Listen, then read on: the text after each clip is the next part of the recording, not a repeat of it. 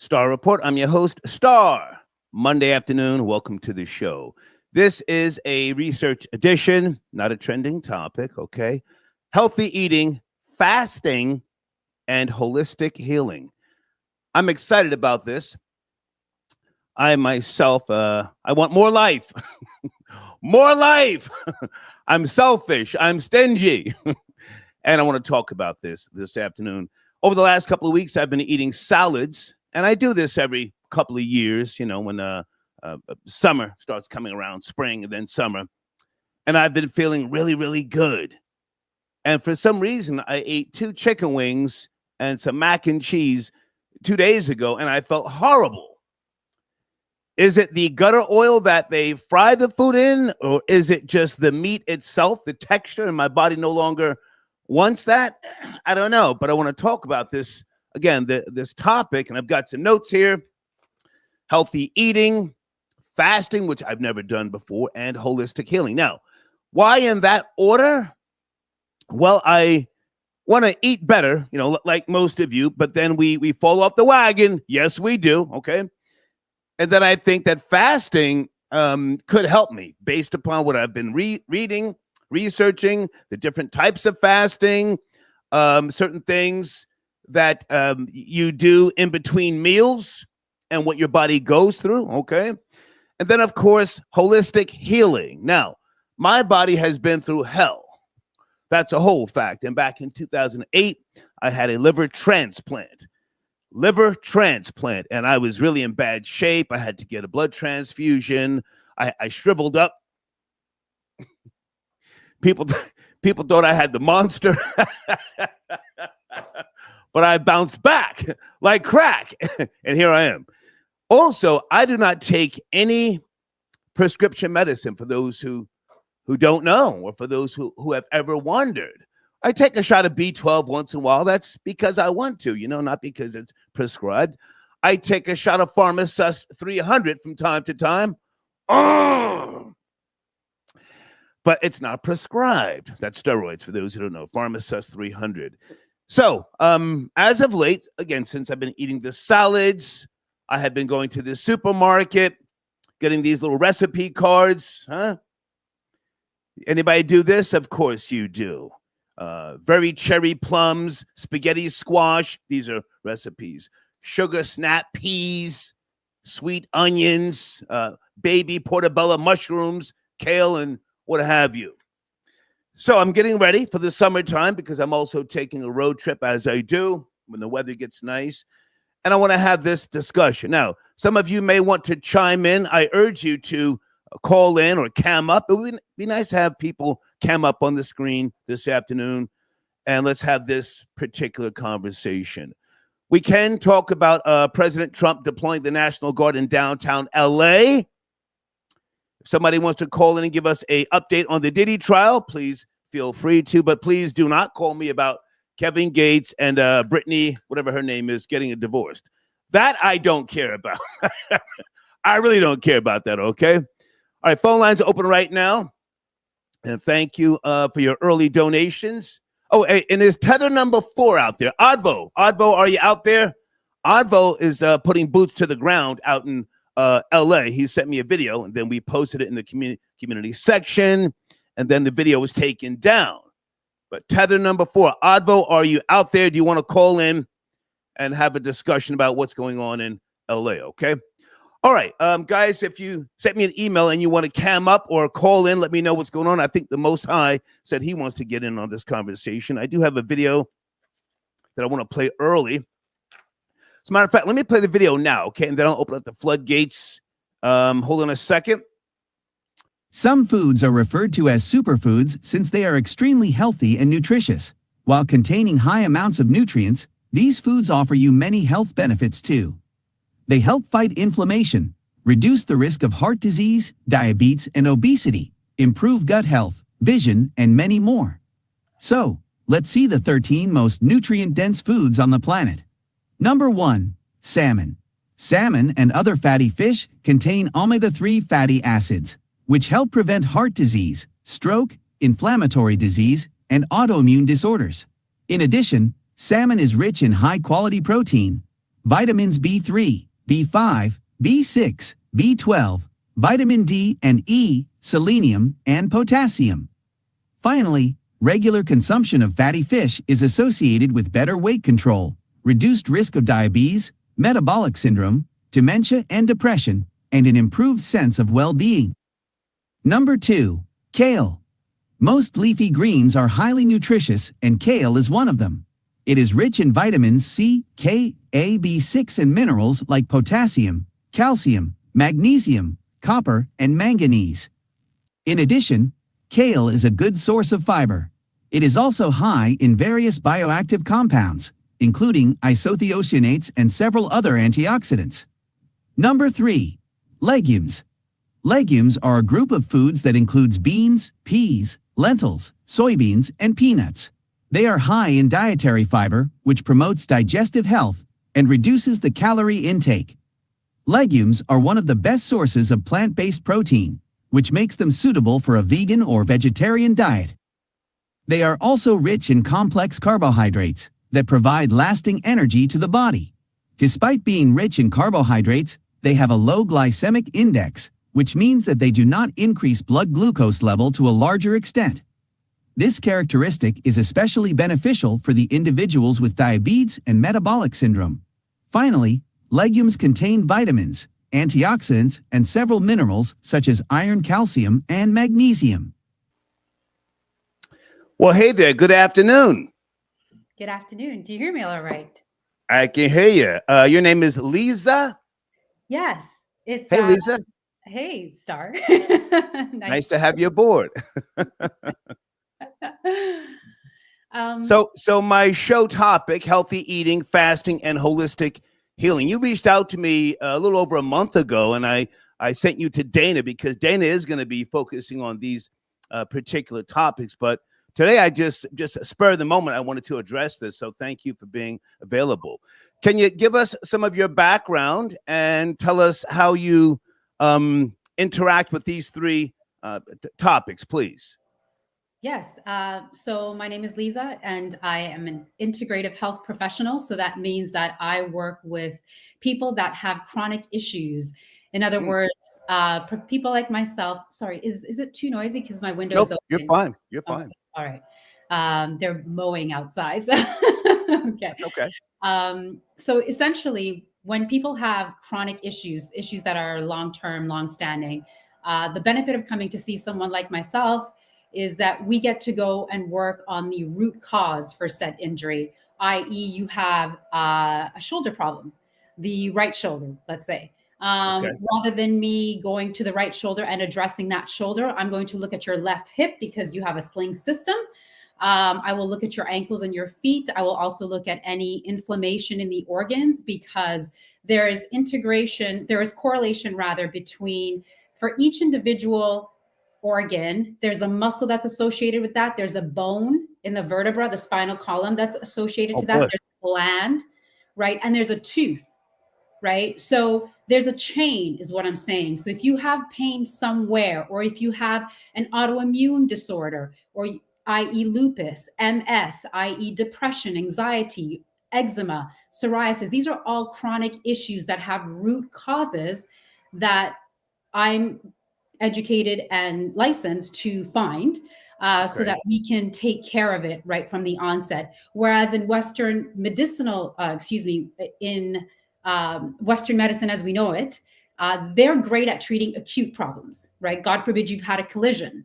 Then you should not call somebody like myself. You should go to a doctor. You should seek urgent care. But if you've been dealing with something for many, many years, then you would want to know what the root cause is. I'll give you another example. If you have a toothache. If I can jump in 1 second here, I want to make sure I have your information on the screen and I spelled everything right. Can you see it? And can you pronounce that? I can see it, and it's perfect. It's pronounced Alkali Yogi. Okay. Yeah. Alkali. So you're also a yogi. I am, yes. I'm a certified licensed yoga teacher with nearly 1,000 hours of yoga. Okay. I had some an interaction with a yogi decades ago. We'll talk about that later. Okay, so with regards to the topic, I guess people would want to know, what is your background? You gave us your credentials. are you certified? What is it that would make someone say, okay, I'm going to see Aliza with regards to holistic healing, fasting, yoga, and healthy eating? Yeah, thank you. So essentially, I'm licensed and trained by the Chek Institute, founded by a man by the name of Paul Chek. In the wellness world, he is known as you could say the godfather, the founder of holistic health. He trained the Bulls during the 90s. He worked with Kobe Bryant one-on-one, was a holistic coach for Tony Robbins, the author and speaker. Tony Robbins. That's right. Yeah. And Paul Chek has been doing this now for over 40 years. In fact, those of you that are familiar with the term, the core unit, referring to your core abdominals and that, the strength to be able to hold yourself upright, Paul Chek actually coined that term. So that is who mentors me. And I'm enrolled at his academy. And I have been doing this now for about 5 years. Okay. Yeah, but so I've been living a holistic lifestyle, I should say, for going nearly 20 years. Before I became a Chek practitioner, I was working with Chek practitioners for nearly 15 years, and then I decided to become one. Okay. So I have a few questions, of course, and if anybody else wants to call in, are you available to assist me with the call or two? 100%. Okay. So fasting, as I said when I started out this show here, I've never partaken. Maybe it's my ignorance. I didn't think that it was something, but because of the religious aspect that I could benefit from. But as I'm reading, I'm seeing that it's a lot more intense, and the time period in between eating meals, that's pretty important with regards to oxygen and some other things. Can you enlighten me and others about fasting? Yeah, 100%. I'll start off by saying that 2 years ago this month, I actually did a 40-day fast myself where I didn't eat for 40 days. Yeah. And 40? 40. Correct. Wow. And I'm still here. And I'm currently in the midst of a 3-day water fast. So it's been a little bit longer than 3 days, but nevertheless, I'm currently fasting right now, and this is what is sustaining me. So is that alkaline water? What type of water is that? Absolutely. I also come from the Dr. Sebi school of thought. I have been to Usha. Okay. And speak on how the body does in fact reverse disease. So if you're into the woo-woo stuff, we can speak a little bit more on the Dr. Sebi stuff. If you need the scientific stuff, the Chek stuff is sort of is where that stuff comes in a little bit with more weight. But all across the board, I would 100% say that I personally advocate for fasting. However, I will say this: not everyone can fast, and in order to fast, you have to be in a good space, mentally, emotionally, financially, right? Because anything that is going to add stress to an already stressed environment, meaning your body, is only going to deteriorate you further. So if you're not in a good headspace, if you are stressed financially, if you've just come out of a breakup, I don't recommend a fast. As far as cleansing the body and detoxifying it, the quickest way to restore homeostasis to the body, unless you're dealing with dealing with outlier factors such as H. pylori, which will require more than a fast, which is essentially a virus of sorts, if you will, a bacterial infection, or unless you're dealing with fungus and parasites, fasting alone will not do the trick. But for most people who suffer from things like insomnia, depression, anxiety, ADHD, right? A lot of those things you can correct or even regulate those symptoms significantly by detoxifying first, because before you go on to a new regimen, you're going to want to reset and get a lot of that crap out. The reason Let me jump in for a second, because I want to make sure that we're talking in layman's terms, so that people who have no knowledge of this, like myself, are not scared, not scared to try fasting.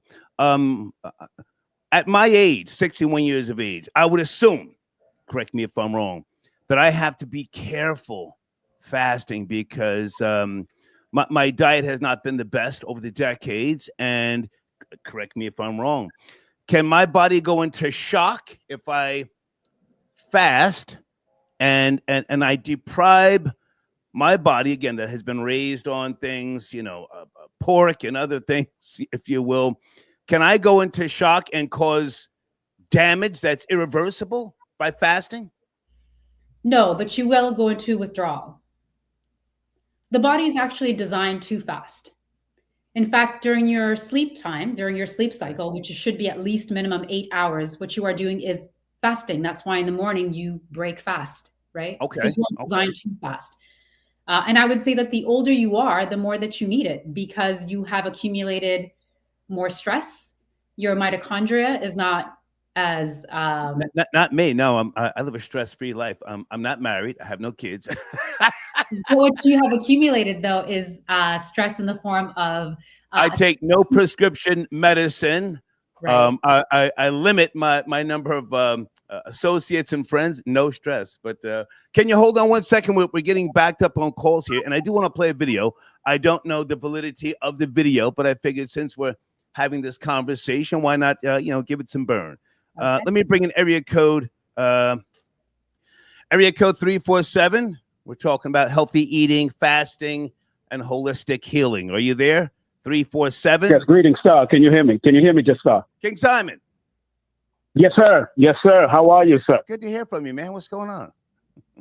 I'm good, man. I spoke to your cousin, Queen of Four, the other day. So well, listen, I was thinking about her, but I didn't want to bother her. Supernova Slum. This is just a spur of the moment conversation. What do you want to jump in, King Simon? Oh, great job that the sister is saying, like, about the mental health and being able to be mentally in it. Because I worked with Dr. Sabi. I used to bring him to New York, Dr. Africa, Queen of Four, of course. Right. So all of that, what she said, is all beautiful. I mean, everybody got their own way, but you got to really deal with what works for you. And I'm glad that she said what she had to say, especially about the sleep, because you do fast when you go to sleep. And at 58, we're men of a certain age. It has definitely helped me out since the age of 14. I remember. So you do fast, King Simon. You do fast.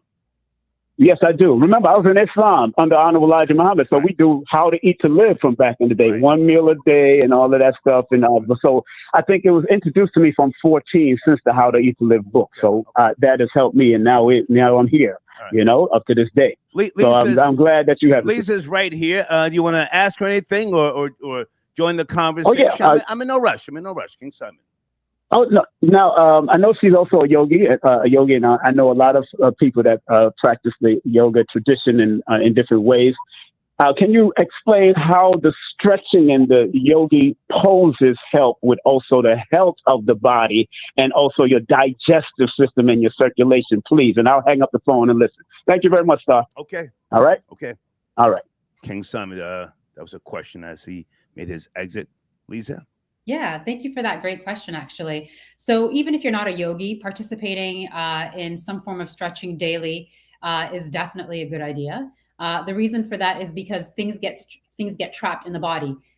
We also study, as part of my Czech courses, we study Chinese medicine. And in Chinese medicine, we learn that anytime there is a blockage and flow is restricted, that's when you become sick. Dr. Sebi would say that when the body is acidic and not alkaline, that's when you become sick, right? That's when you become a host, if you will, for disease. So being able to stretch is allowing you to reduce congestion in the body, contraction of muscles, glands, organs, etc. So you're basically taking a rush hour situation, stretching it out so that movement can be restored. And once things are flowing, it's not just blood that's flowing, it's other liquids, synovial fluids, information and energy, etc., especially up and down the spine, right? Because you're communicating consistently from gut to brain. Then you are going to feel a great sense of relief, not only physically, because your muscles that were too tight and short are now being lengthened, but you're also going to get a release in terms of toxins coming out of trapped areas, emotions, spiritual stuff that's been sitting there, stinking thinking, all of that was good. And of course, like I mentioned, the fluids, right? So you want to, because if you have fluid retention anywhere in the body, that can of course be very problematic and can lead to toxicity and overtoxicity in the body. Okay. And can you pronounce again your website? Yes. Right, I go by the Alkali Yogi because traditionally I come from that Alkali Dr. Sebi background. So AlkaliYogi.com. Did I say that right? Yes, that's correct. Yeah. Okay. So that was a random video that I just played. Any comments, any thoughts with regards to it? I like the way that it touched on a few things and kept it moving. Yeah. What was it, hitting the sending us in the right direction? So as far as the video and it going over Dr. Sebi's philosophy correctly, yes. However, you have an audience base that I'm assuming is not just melanated. Am I correct? I have a wide audience. Yeah. Very good. So here's where the science bit comes in, right? So we're going to move away from just the woo-woo stuff for a minute, which, by the way, I love the woo-woo stuff, right? So if you have an Eskimo or a Scandinavian person, right, would you prescribe them that diet? The answer to that question is no, because you have to look at your genetic makeup. So if somebody's coming from a region that is closer to the poles, right, then you would not be going on an alkaline diet, because one man's food is going to be another man's poison. Okay. Right. You would need to be eating. Yeah. You would need to be eating stuff that comes in and around the environment that you were born in and brought up in. So if you're coming from Scandinavia, or if you're an Eskimo, you should be eating gamey meat, wild gamey meat, high fat. That would be your diet of choice, not getting mangoes and pineapples. That doesn't make sense, because that would go very, very far away from you. Conversely, if you come from a background that's closer to the equator, right, you would not necessarily be eating gamey meats. Okay. But he prescribed one way of sort of treating everyone, right? I agree with Dr. Sebi full heart. Again, I want to just reiterate, I have been to Usha Village twice, and I have reverse disease at Usha Village, so it does work. But I'm also a melanated person, as was Dr. Sebi. Is that in Honduras? Yes, that's correct. It's in Honduras. It's where Lisa Left Eye Lopez was, her final days. Yeah, I was about to say, was she visiting him when she passed away? Yeah, actually, I stayed in her room, and it was you could feel her. You could feel her energy. She had painted the wall with the Eye of Ra, and it was difficult to sleep in that room. To be honest with you, you could really feel her presence. She had been there multiple times, so that would work for us. But as a health professional, I could not prescribe that to a Swedish or a Norwegian person, because they have no business eating tropical fruits. That's not their backbone. Hold on a second, Lisa. The Most High, are you tapping in, sir? I got your email, but I need to know if you're on the line. The Most High, just send me email, or if you want to cam up, let me know. Hey, Lydia, I got your donation. And Regina, I'm not sure what your question is. Do you want to call in? Regina, I got your email. I think I got your donation as well. Sit tight a second, Lisa. People are calling with regards to this particular topic. Area code 786. Are you there? Good afternoon. This is a research edition. Hey, 786. Hey, good afternoon, Star. Can you hear me loud and clear? Yes. Who's this? This is Neil. Neil from North Miami. How are you, Neil? It's cracking, man. I'm doing good. First of all, thanks for taking my call, and I want to say greetings and salutations to your guests. As it relates to the question, healthy eating, fasting, and holistic healing. I'm 47 years old, and through the years, I've fasted on and off.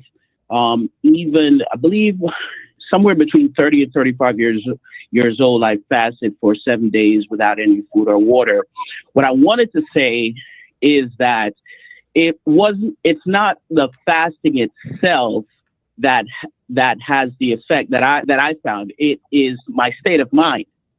And so my state of mind going into the fasting and my state of mind after the fasting. And so the fasting was just a byproduct of my state of mind. And but I do respect fasting. I do acknowledge the health benefits that come with it. And of course, there are also other factors for people with different age ranges, their health conditions, their mental conditions, and it's not a silver bullet fix all that, fixes everybody's problems. Okay. So that's. Do you have a question for Lisa? Or I mean, not that you have to. I'm hearing what you're saying, but Lisa's on the screen. No, I don't have any questions for Lisa. She's very beautiful. Okay. I appreciate the call, man. Thank you. Thank you. Thank you. I appreciate it. All right. Regina, I'm responding to your email. You asked me a question. I don't know. I don't know these terms, some of these things with regards to yoga or being a yogi. But give us a call. Area code. Let me go to area code 912. 912, you there? Good afternoon. This is a research edition. 912. Peace, what's up? Yes, sir. What's going on, Star? Can you hear me? Loud and clear. How are you, man? What's cracking? I'm doing just fine. This is Cliff from the A, man. Okay. I appreciate this subject matter, man. Can you come a little closer, Cliff? Because it sounds like you're driving a little far away. Can you hear me? Can you hear me now? A little better. Yes, there you go. Is that better? Yes, sir. Yes, sir. Elise, I had a two-part question. I fasted before, and I've lost a lot of muscle mass when I fasted. So what would be the best option to make sure I fast correctly, but also not lose a good bit of muscle? So if you are in a good state of mind and you're in a good space to fast, I would not worry about that, because remember, what you're losing primarily, first and foremost, is actually toxicity. Cells, fat cells, are actually little pockets, if you will, of rubbish. That's what they are. So rather than being, those of you who are challenged with your weight currently and you're upset about that and you're holding onto your stomach and mad about that, don't. You are working with your body, not against it. Your body is your ally, and your body wants to recalibrate and reset. Having said that, those cells, fat, right, that are holding toxicity from pharmaceuticals, from the toxic food environment here in America, from water. Star, listen carefully to this bit. Also, there's pollution in the air. There's pollution in your tap water, etc. So even if you don't have relationship woes, etc., doesn't mean you're not being stressed. Whatever you're holding on to that's been sitting in your digestive tract, in your colon, in your fat cells, is going to, over time, the final symptomology of those fat cells and of that overtoxicity. Okay. Do you know what the final symptomology is of overtoxicity in the body? It's death. Okay. Cliff, go ahead. Let me jump back in. Let me jump back in, Lisa. Cliff, go ahead. Okay, so my second part question is, so I have a son, he's like 19 months, so he was on breast milk, but we haven't fed him anything from animals, period, but he keeps a cold. So what would be the best option? Not a cold, but he keeps like mucus in his nose, everyone, not a lot, yes. So what would be the best option for our holistic to get rid of that mucus? Like I said, we don't feed him anything from animals, period. He was on breast milk, but now he's not on breast milk now. So we give him almond milk, things like that. And I know most mucus comes from like, meats or cheeses or dairy. What would be the best option to get rid of that that mucus that, always in his nose?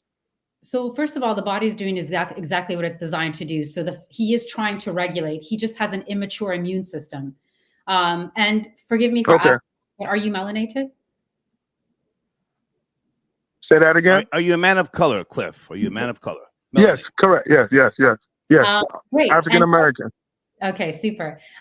So like I was saying a moment ago, you guys are doing great. And I would add CMOS to his bevy now. It sounds like he's drinking non-dairy milk. I would like to also ask you about what brand of almond milk you are currently giving your child. It's called Omni. It's a brand out of Atlanta. It's called Omni Milk, almond milk. No, but the brand itself is Omni, OMNI. Is that what? Correct. Okay. And you said it's an almond milk. Do you have that product in front of you? I'm just looking it up myself. Do you have that product in front of you? I'm curious if you can look at the ingredients on it for me. You want something that has 3 ingredients, at most 4. And those ingredients would be filtered water, organic almonds, sea salt, and if you fancy, some organic vanilla bean, actual vanilla bean. Okay. If you look at brands like Almond Breeze, etc., you're going to see that they literally have 17 ingredients, gums, emulsifiers, and the like. So you are not eating food at that point. You are eating chemistry. You especially don't want to subject a child that has an immature immune system to chemistry. You also don't want to subject somebody Star's age to chemistry. And that's why I'm saying, Star, although you don't believe you have any stress in your life, I'm saying just by virtue of what you have been exposed to over this time period in your life, growing up in America, you have a great deal of stress internally, whether you are aware of it or not. Your cells are stressed. Not to mention they have chemtrails. Okay. All right. I'll let you tell it, but I see it different. Cliff, are you good? You want to land your plane? Oh, that's good. I really appreciate it. This is a great subject matter, Star, man. Thank you, man. Hey, one other thing I want to say with all due respect, find out if your fiance is anemic. She's anemic. Right. It's very, she's the vessel. I'm sorry, go ahead. No, she's the vessel that little life force is coming to you. You've got to get her checked out, man, thoroughly. All right. I agree. Okay. I agree. Thank you. Thank you. Okay. All right. Kid, I got your donation. Great topic, Star. I am exhausted from eating soul food and living in food deserts. Lions, fried chicken. Okay. Thank you, kid. And guys, if you're emailing me, you have to say what area code you're calling in from. I don't know who's who. I got a bunch of calls here. Who's calling in? I appreciate you emailing me saying you will join the conversation. Who's on the line? Patrice, I got your donation. Thank you very much. And I got, let me see, who's this right here? Area code 203. Hold on. Got to get my phone system situated here. Area code 203. Are you there? Good afternoon. This is a research edition. 203. Yes. Good afternoon, Star. Hey. Can you hear me loud and clear? Loud and clear. Who's this?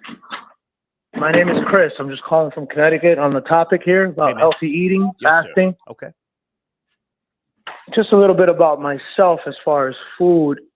Nowadays, I tend to eat foods with less sauces, less spices, less. I've come to the realization that, you know, all those things really mess up your insides in time, throughout the years. I don't do any milk, almond milk. I read all of it is not good. Yeah. Oat milk, none of it. I don't think adults should be drinking milk at all. I've learned that the hard way. Go ahead. I used to love ice cream. Okay. I don't do it no more. I mean, I've given up food that your cheat dates or whatever, because I exercise daily, almost no less than 6 days a week. Okay. I've lost a lot of weight. When I went to prison is when I started working out. Uh-oh. And you say to yourself, why do these dudes in prison come out looking healthier buff than the people on the street? And that's because guess what? We exercise at 6 in the morning, and then I would run 3 miles with another guy in the afternoon and do like 200 burpees. But in between, we eat prison food. We eat like the military food. It's prepackaged, you know. It's got carbs in it. Okay. But you know what, Star, is we don't stress anything. It's I call it a vacation, because we don't have to worry about going to work. We don't have to worry about bills. I mean, there's guys in there that are stressed because, you know, everyone's got their own thing going on. But you can sleep after you exercise, which is, I don't think. You got 3 hots in a cot. You got religion. You got there's jobs in some of those prisons. That state soap does wonders. But okay, so do you have any questions for Lisa, or you just wanted to give us your background?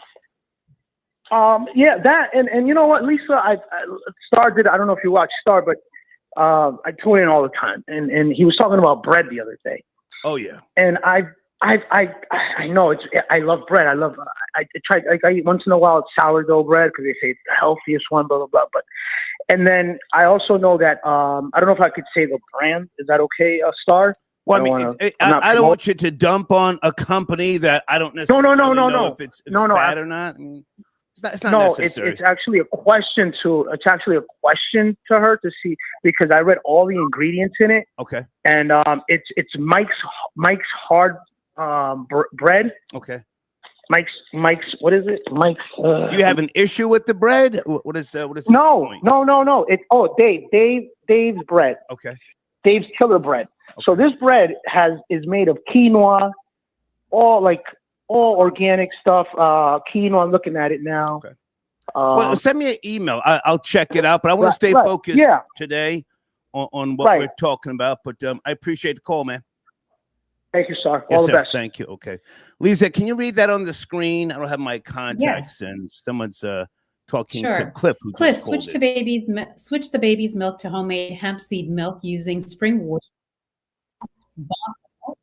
to avoid microplastics or reverse osmosis water with 1 date and 1 sea moss rather, which is great advice, 100%. Okay. And someone sent me an email here. Okay, someone's trying to get on the line here. Area code 252. Hey there, good afternoon. This is a research edition. Please watch the language. We're talking about fasting, holistic healing, and healthy eating. Are you there? 252. Yes, no, maybe.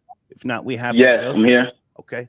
So you're on a speakerphone. Can you make the adjustments? We can't do speakerphones. I'm not on speakerphone. Okay. You have the floor. Where do you want to start? I just want to know about what do Lisa think about 24-hour fasting? Can you give us more context, sir? Are you interested in it? Have you done it? What is the basis for your? Yes. Is there any health complications that come from 24-hour fasting? No, like I said, again, your body is designed to fast. I just want to also highlight that if you observe animals, when they are sick, they tend to fast, right? They retreat, they go off, they're on their own, and they're not consuming because they overstand and understand that the body has to process whatever virus or bacteria needs to be removed. In the case of human beings, it's, food that we digested that we ate 20 years ago that's actually still sitting in our colon and our stomach, intestinal tracts. And so you're not going to have any adverse effects from fasting for 24 hours. However, to get the most benefit, you would want to do as much as you can. Obviously, if you need to, if all you can do is 24 hours, that's fine. We accept where you are today. The goal for autophagy to happen, which is cell removal, the disposal of cells that are compromised or dead or waste at this point, is actually 72 hours. So if you're actually wanting to properly start to cleanse, you want to go for at least 72 hours if you can work up to that. But you don't have to do strictly a water cleanse or detox. There's so many cleanses you could do. You could do the master cleanse. You could do. How old are you? First of all, sir. 30 years old. Okay. All right. Appreciate the call. Thank you. Okay, he's on some type of speaker. John Blaze has sent a question for Lisa. Can you see that on the screen, Lisa? Yeah. Question for your beautiful guest. What is the best way to cleanse your colon? I personally feel a colonoscopy from a proctologist will leave me emotionally and physically violated. Yeah, John Blaze. I don't know how old you are, and I don't know exactly what the state of your overall health and well-being is. So I'm not going to diagnose you or prescribe anything to you. I'll just say this. Eating a clean, whole food diet is going to be key because the body has its own waste system. Why do you think you poop? Why do you think you excrete from your skin? What do you think the liver and the kidney are doing? And the lungs. All of this is designed to purify and cleanse you in real time. Cleanses and detoxes are necessary when we've been overburdened with toxicity, and our body just needs a proper rest period where it's not having to digest anything new coming in, and we would benefit from just allowing it to work through what's already in there. As far as colonoscopies go, I'm not a huge fan of them unless you have a history in your background, your family background, right? Okay. Of colon cancer, or you have symptoms, i.e. blood in your stool. I'm speaking as somebody that's not from America. You've probably already come to this conclusion. America has a tendency to overprescribe screenings in a way that no other country in the world does, including Europe. So that leads to a lot of anxiety, overdiagnoses of people that don't have any symptoms or history. Okay. That is not beneficial for you, but is very beneficial for the medical industrial complex. So in other parts of the world, where I'm from, I was born and raised in Europe. If you don't have a history of breast disease or breast cancer rather, or any symptoms, you should get a mammogram every couple of years after the age of 40. So what about flushing? Would that be something that you, based upon your experience, your knowledge, how often should someone flush, or maybe not? Yeah, again, that's very personal, right? The whole thing about working with a holistic practitioner like myself is that we can't broadly prescribe anything to anyone, right? We don't even No, but I mean the concept of flushing itself. Do Yeah. you think? I mean, I think at times it can be beneficial, but again, one person's poison is going to, or one person's medicine is going to be another person's poison, right? So it is very personal, which is why for me, as much as I admire and respect Dr. Sebi, there's not a one size fits all. That's the beauty of coming to a holistic practitioner, is that I literally work on everything with you, from your psychological to your mental, to your spiritual, to your physical, to your nutrition, to your water intake, to your sleep wake cycles. Let me get your information back on the screen. So now you're not in the States here, America. I am. No, I am. My husband is American, so I'm in the DMV area, just outside of Washington, D.C. Oh. Yeah. So you're here. I am here. That's why I can speak to the poisonous environment that we're all living in this great free land. Yeah. Hold on a second. I think someone was trying to chime in here. Is that the Most High tapping in on a Monday afternoon? The Most High. Star, peace to the host and all that. Peace. Good to hear from you, man. What's cracking? I got your email earlier. Thank you, boss. So what I'm gonna say, I'm a big proponent of fasting for sure. Definitely a big proponent of eating healthy. Okay. One thing about fasting is, according to like research and whatever, and I definitely can attest to this, after 72 hours of fasting, right, specifically dry fasting or water fasting, autophagy begins to set in. That means your body starts to eat up the dead cells and unnecessary issues that your body has. So basically what that means is, if you're not feeding the body, it can start cleansing itself based upon it not having to digest new food, and you consuming new things.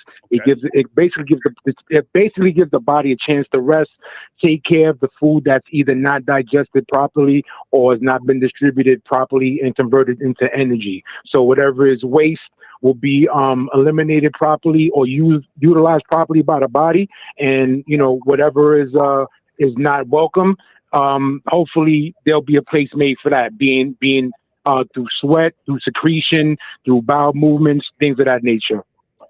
So you've got experience with this, the Most High. No question. To be very honest with you, I've dealt with numerous things over time. I just came back from having issues with neuropathy and a lingual hernia, which you could get just by overeating and being bloated and maybe exercising too quickly before your food digests. So the neuropathy will definitely start based upon dealing with pre-diabetes or diabetes. And the neuropathy basically is the neurons and the nerves in your body being hypersensitive. So let's say, you might walk and just feel a sensation. I had a sensation in my foot that felt like my shoelaces were in my shoe. Wow.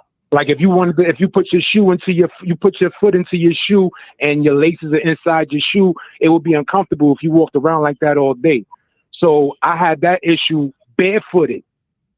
So when I was overweight and I wasn't eating properly, the nerves in your body it's almost similar to a gout situation. Right. So, it's definitely not pleasant. And the only way I was going to get through that, if I would have went the traditional medical route, was they were prescribing me surgery. So it took them so long to prep for the surgery. I started looking on YouTube to see if I could, heal naturally. I found numerous testimonials, more than enough information. They took too long. I got dressed and I bounced, and I didn't look back ever since. Okay. So I'm also a big proponent of Dr. Sebi. His son, Victor Bowman, had a store out in Newark, New Jersey. They just left from Newark. Now they're in Bushwick, my old hometown. So in terms of, holistic, natural, organic, alkaline, I think there's more information out there than ever. And there's also plenty of books out there from, naturopathic healers, the Dr. Sebis, the Dr. Africas, okay. You know what I mean? So there's plenty of information out there. And to be honest with you, it's the only way, because you're going to pay an arm and a leg. And hang on a second, the Most High. Lisa, do you want to respond? This is one of my callers. He's great with sports and other things. His name is the Most High. Lisa?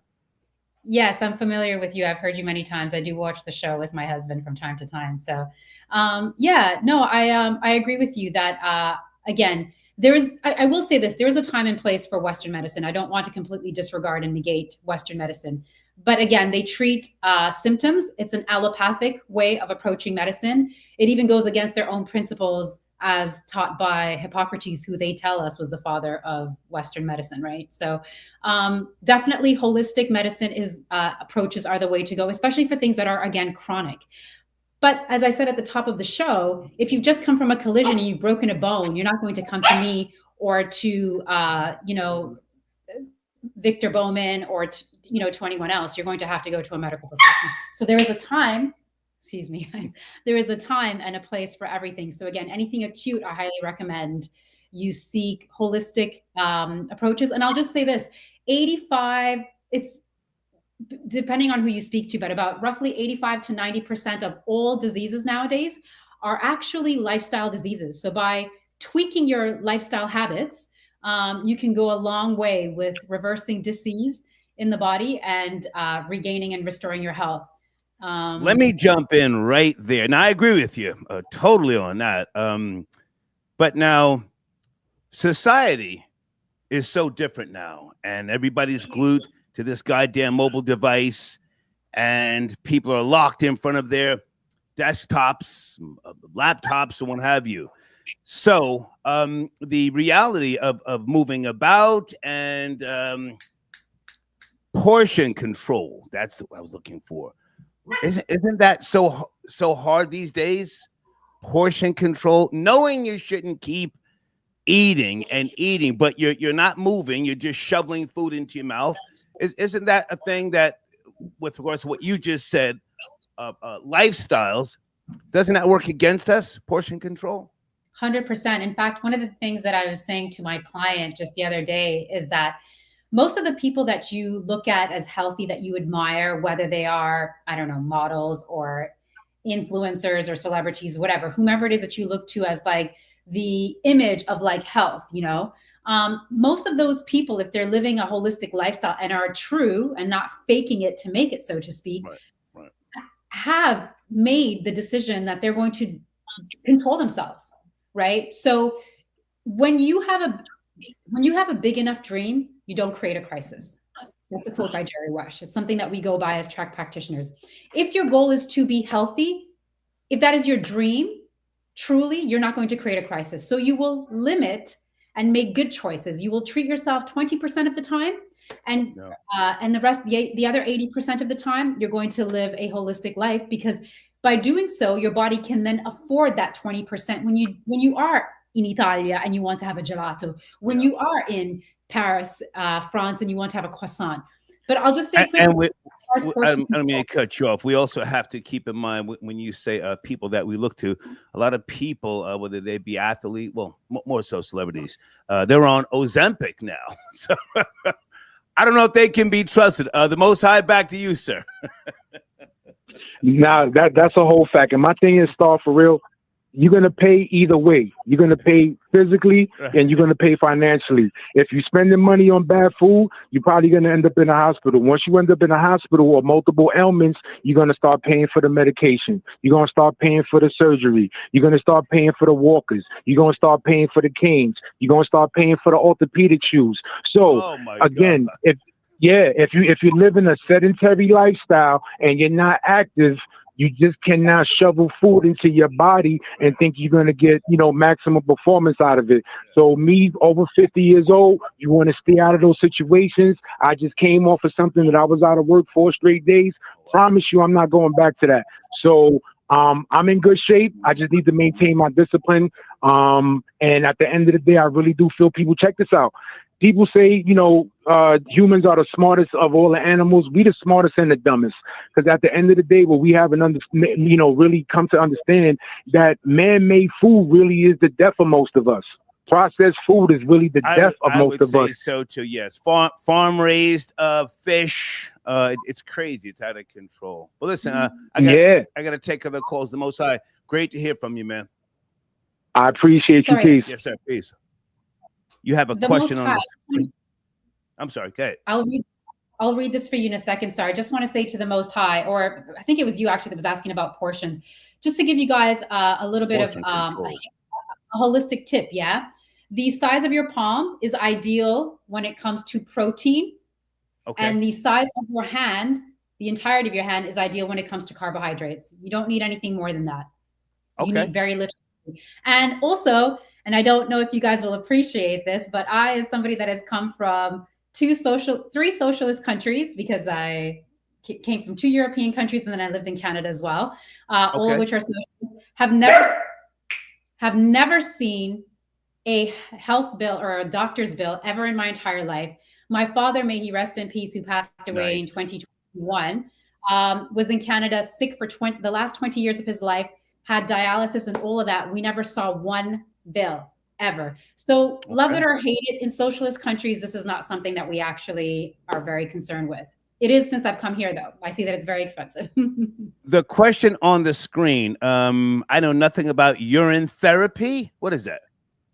Yeah, I'm not too familiar with it myself, although I will say this. One of my girlfriends was trying it the other day. Is he trolling? No. It's a thing. You drink your own urine, and it's supposed to. Oh. Yeah. No. That I can't do.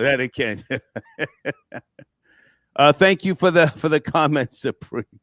Ralph, hold on a second, Lisa. Ralph, I got your donation. At least she's happy to tells how we're gonna die. Okay, thank you, Ralph. And guys, I'm talking with Lisa, Leeza. That's how you spell it? Yeah. Okay. On the screen is her information where you can contact her. She is a holistic practitioner and yoga teacher. Okay. Let me see who else is on the line here. I thought I saw Advo. Where is tether number 4? Advo, are you out there, sir? Advo, I don't know your number. Oh, wait a minute. I think this might be him right here. Advo, is that you? Tether number 4. Yes, no, maybe? Tether number 4 out here. Dr. Savy. He was a tether. Huh? He was a tether. Hey.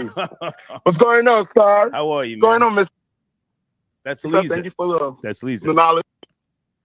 Hey, so hold on a second. Stick on the research topic. Well, hold on. Now, you're out in LA. You're in the streets protesting.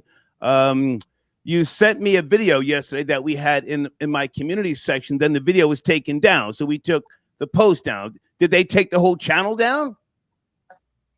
Yes. I was recording a lot of the infiltrators. I was recording the looting. So my page became a crime scene. Oh, wow. So I'm guessing that they take it down because, local police needs the whole page for, facial recognition and things like that. In the video that you sent me, somebody got shot right next to you with a rubber bullet. So you were really in those, yes, I'm live streaming.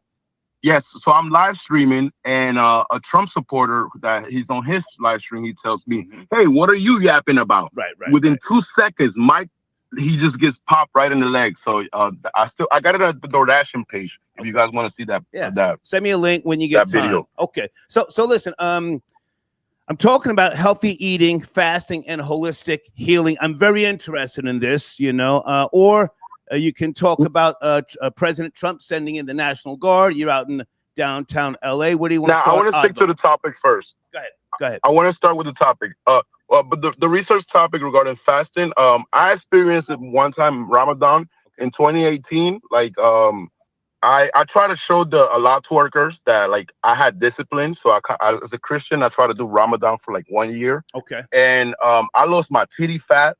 So I learned a lot about discipline. Fasting is a lot about discipline. I also feel like the sun is already feeding you. So I think people overeat. I experienced being a DoorDasher, and I DoorDash in 43 states of the United States. Wow. I experienced people that I didn't know that. 6 months ago. Whoa. 6 months ago, I was in Shreveport, Louisiana, and I experienced the most saddest thing.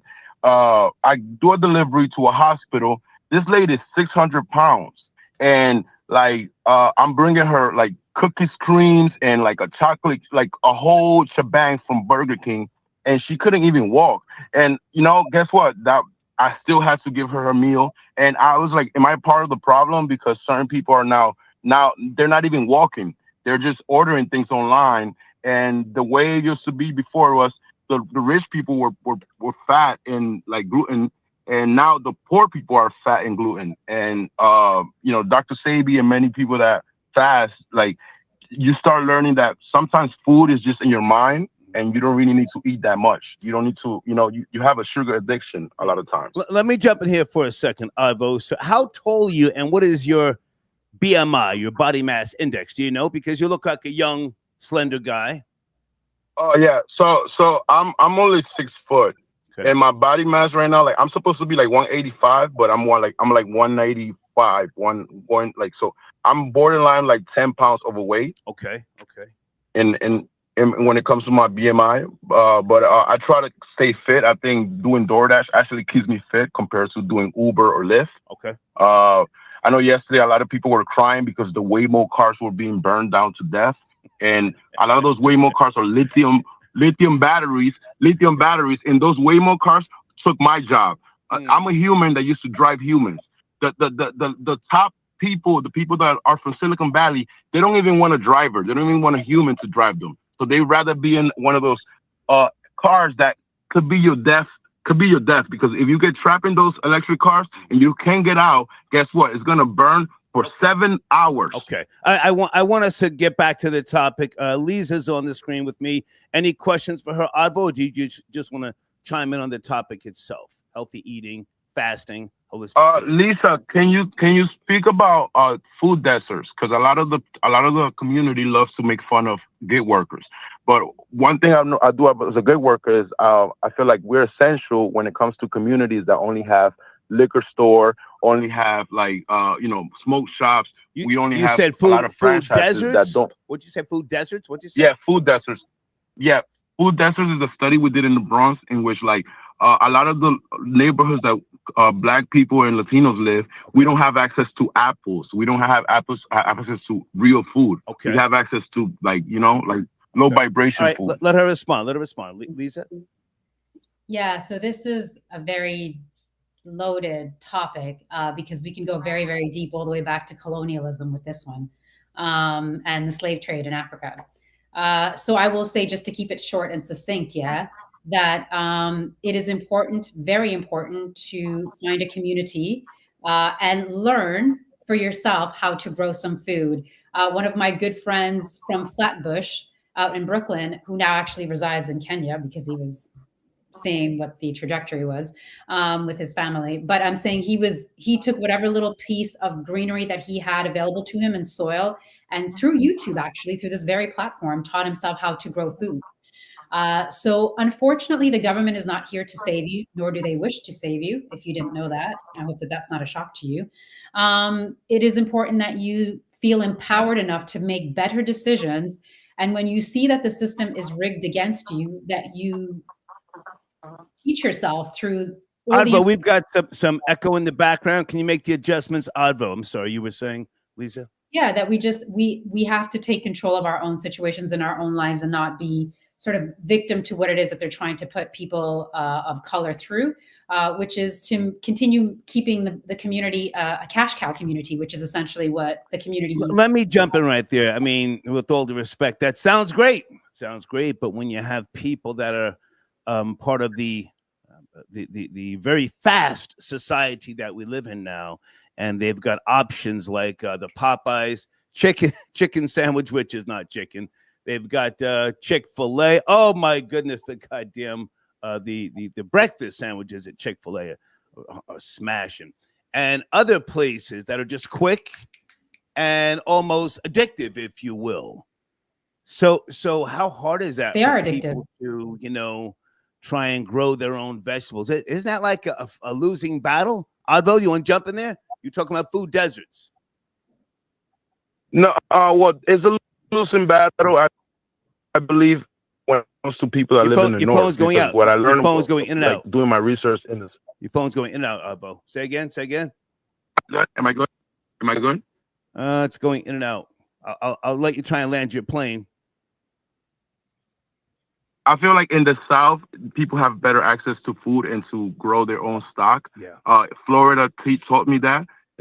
But in the North, we don't have access to that. And we need to learn how to regain. I would agree. regain like green, because we don't have green. We don't have access to green. That's why, you know, a lot of the sardines in New York. So you can't have access to an apple. Also, like, those things. In California, for example, you see orange trees. You can actually have access to fruits. There isn't any of that in cities like Detroit or Pennsylvania. But I'll just keep it short since my volume sucks. Hey, man, good to hear from you. I will keep me posted via email if you want me to post something else in the community section, all right? Definitely. All right, take care. All right.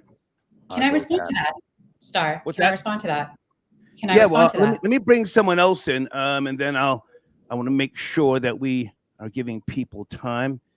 Area code 570. Sit tight. You're up next. 570. Okay, you were saying, Lisa? Lisa, you have the floor. Go ahead.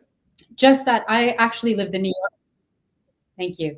I personally lived in New York for nearly 14 years, and I actually opened what I believe is the first holistic coffee shop in Brooklyn, New York, and it made the New York Times list for best coffee shops in New York City.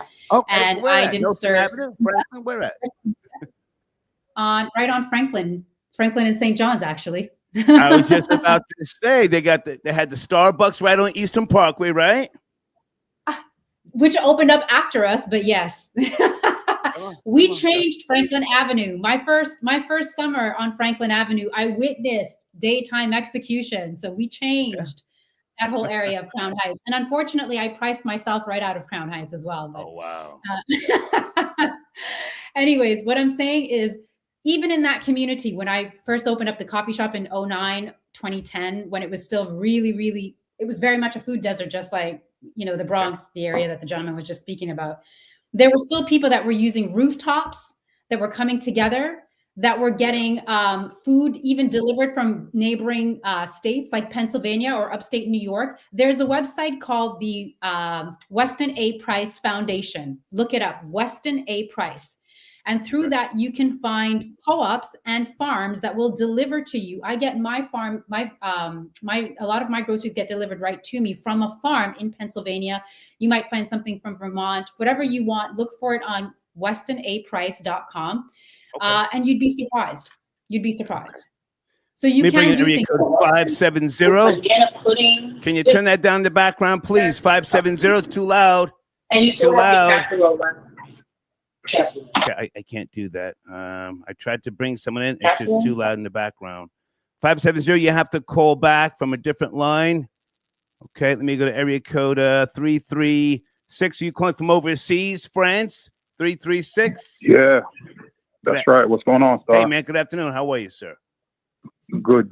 Very interesting topic tonight. Thank you. Where do you want to start? I think, for the most part, growing up in America, it's unfortunate, but a lot of people really don't know what food is, because when you look up the definition of food, it's not McDonald's, and we're not, for example, the food pyramid when we were growing up, was completely ridiculous, and a lot of us, we're digging our graves with our teeth. Not me, but, most people. Okay. And I think we need to be educated on what food really is, because we're completely out of touch. And, it's a balance also, it's nutrition, quality of life, a lot of things goes into, good health. There isn't really any doctors in nature, so your food should be your medicine, and, medicine your food. And let me jump in and say, I can respect what you're saying, but in reality, do you think that things will get worse before they get better? I mean, everything is counterfeit, people take part in counterfeit merchandise, food, if you will. We know, without saying any names, a lot of the food that we consume from certain cultural restaurants, it's not beef, it's some type of processed whatever. So do you think things will get worse before they get better? I mean, it's great to say, oh, do your research, read this, read that, but as Americans, we're just spoiled for the most part, aren't we? Yeah, but I think we need to, on an individual level, we're responsible for what we put in our bodies. Yeah. You know, I mean, we have to, you know, I mean, it's a process. It's a journey. I mean, you know, I've been on this journey for a long time. Okay. I salute you. You know, I remember. remember, you know, when I made the decision to stop drinking milk, you know, it's a process. Right. I mean, you know, it doesn't happen overnight, and you have to want to do it. You know, no one can force you to do it. Some people don't see they don't see the need to eat a holistic diet, you know, which is sad. But at some point, you know, you'll pay, you know, at some If point. I can jump in and say this, and then I'm going to throw it to Lisa. I think, sadly, I don't know what the numbers are. Lisa, maybe you would know that people want to start eating right and utilizing portion control after they have some type of crash and burn, some type of medical issue, if you will. That's just my thoughts. Lisa, any thoughts on that? Yeah, when you've experienced the first quote unquote betrayal from your body, oftentimes it's a health crisis that becomes your teacher. We also refer to it as the pain teacher. So, and that's perfectly natural. I do want to say that, you know, we kind of continue to harp back on, you know, but Americans are spoiled and it's just the way it is because America is this way. I live in this great country and I have complete control over what I put into my body. I can see how effective the Matrix has been in indoctrinating people. I can assure you that the wisdom is within you. And if you need a gentle reminder of that wisdom, then reach out to myself or somebody else who does similar work. But what I'm saying is your ancestors were already living a simple, holistic life. That's how you got to be here today before this whole toxic environment was created. Right. And America is literally at the bottom when it comes to health. Literally. So if America wants a resurgence, because at this point, let me tell you, Americans are so compromised in their health that even America's military is not something you should rely on at this point. Because neurologically, they have been so compromised by everything that they've been forced to take, food and pharmaceutical wise, right? That you should not rely on any outside forces, including your government, to take care of you. It's really time that we wake up, show up, grow up, and clean up, to use Paul. I agree. I agree. Caller, back to you. Did you want to add to that or land your plane? Yeah, you know, I just think that, for example, so when I was, like I said, I've been on this journey for a while, and you know, I always felt like I ate right. And when I moved to Europe, I kept eating the same way, but I was losing weight, you know. And a friend of mine came to see me, and he was like, "Man, you lost weight. What happened?" And I'm like, "I've been eating the same way, but the food quality, it's just the food quality, right. You know, less fat, less sugar, right." And you know, so I mean, we got to take it upon ourselves. And before I go, hospitals are for trauma. That's all they're for, trauma. You know, if you break your leg, whatever, you go to the hospital. Otherwise, your body has the capacity to heal itself. You just have to give it the right foods or the right conditions, and you're good. Okay. You know, so that's all I got to say. And thanks for taking my call. Yes, sir. Thank you. Okay. Lisa, you got more time or you got to run? No, I'm good. Okay. Let me get your information on the screen because you do consultations, yes? Yes, I work with clients. I work with elite athletes whose performance is their livelihood. I work with sports teams. That's what we're trained to do. Okay. Okay. So there's your website right there. And folks, you can go and sign up for a consultation, and Lisa will respond. Area code 570. Are you there? Good afternoon. Talking about a few topics. Good afternoon. Peace. Can you hear me? Hey, who's this? This is Dr. Shakira Moore. How are you? Hey, Dr. Shakira Moore. Are you on a speakerphone, a headset? We want to make sure we hear you crystal clear. Okay, I took you off speaker. I'm on my phone. There you go. How are you? I have Lisa on the line with me, and we're talking about healthy eating, fasting, and holistic healing. My discussion. Yes. Peace and love to you, Lisa, as well. I just wanted to add to the conversation. I think this is much needed. Please. And a lot of people are waking up to this kind of healing. I do specialize in holistic. I'm a naturopath and iridologist. Okay. And going back going back to what the other brother was saying of how he was losing so much weight, and he was losing muscle, that deals with more so the liver. And a lot of us don't realize that the liver is responsible for thyroid hormones. So if we are losing a lot of weight during different detoxes and different fasts, well, it's not, okay, let's eat more. Or even if you're bulking up at the gym, it's more so looking at the source, which is the liver. So I do a lot of liver flushes, and I just wanted to add to that because a lot of people were asking about the weight thing. And in our community, we're always so focused on losing weight, and we have to give love to those who are trying to gain weight. Right. And I've had people who gain weight. I have a testimony now. He said he gained weight after doing the liver flush. He went from 40 something to 180 in a healthy way. Okay. You know, based upon his height and his BMI. So that's what I wanted to add. And I love the conversation tonight. I love the guest speaker that you have on. So thank you for allowing me to share. Stay with me. So I'm pretty much ignorant to a lot of this stuff. I've been living a very selfish, spoiled, stress-free life, you know, most of my life. I've never been depressed one day in my life. And some people can't believe that. But as I get older, I am concerned about certain things. I see friends and associates younger than me, a decade or more younger than me, getting Bell's palsy, having mild strokes. These guys have, gout and other things. And I'm like, man, I don't know nothing about that stuff. So the discussion itself came about because I was eating some salads, you know, for about 3 weeks in the last couple of weeks.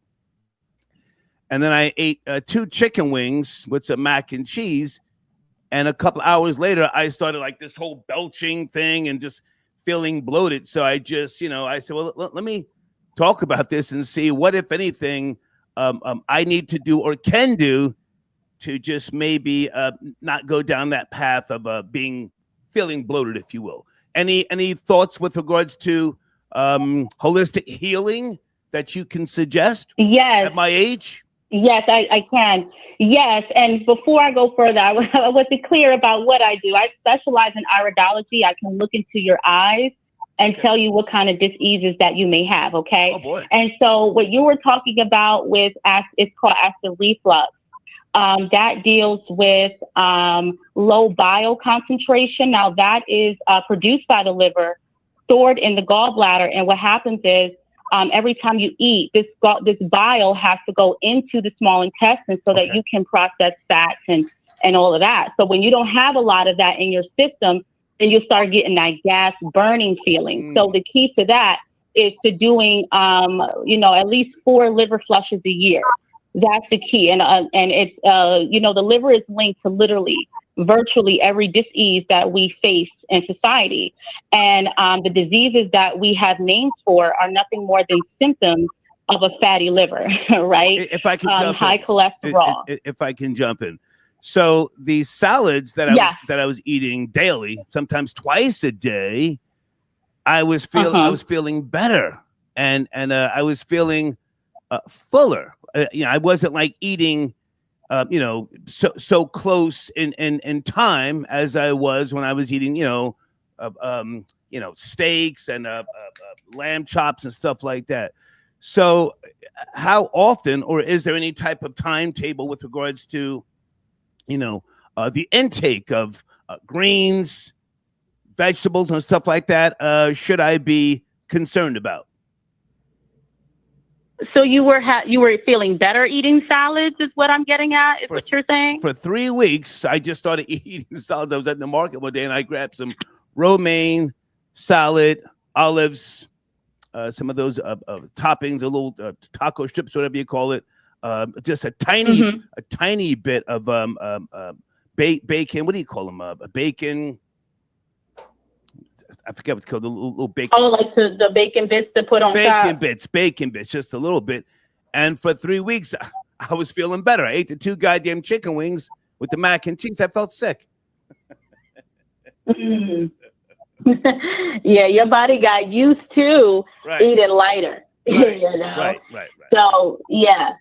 Lisa, Yeah, so you and then plus you had introduced oil. You introduced Right. fried foods back to the body. Gutter oil. So it was like, nah, I can't do this. Gutter oil, which is a big thing. I'm sure you know about that. Lisa, do you want to jump in on the conversation? Yeah, I love how you brought that up again, because actually it reminds me that you are half Italian. And so because your mom comes from Napoli, right? Yeah, but I don't like Italian food. No, listen to what I'm about to say. Well, listen. I ate it when I was younger back in the 70s, but once I got out to New York, like in the 81, I got away from Italian food. I don't care for it. I'm sorry to hear that, because Italia is actually my birth country, and Okay. I'm from the culinary capital of Italia, also known as Bologna. Forza Italia. Okay. I'll just say this, because half of your DNA comes from the Mediterranean. That is why you do well. Partially, your metabolic timing, your primal pattern, as Paul Chek would call it, is of course you're going to be doing well on foods like that, because half of your genetic makeup comes from the Mediterranean. Whether you appreciate that or not, you're going to do well in those foods. So fish, olives, hummus, loads of quality olive oil, et cetera, which is how we would eat in Italia anyways, because that is the Mediterranean diet. So it's not surprising.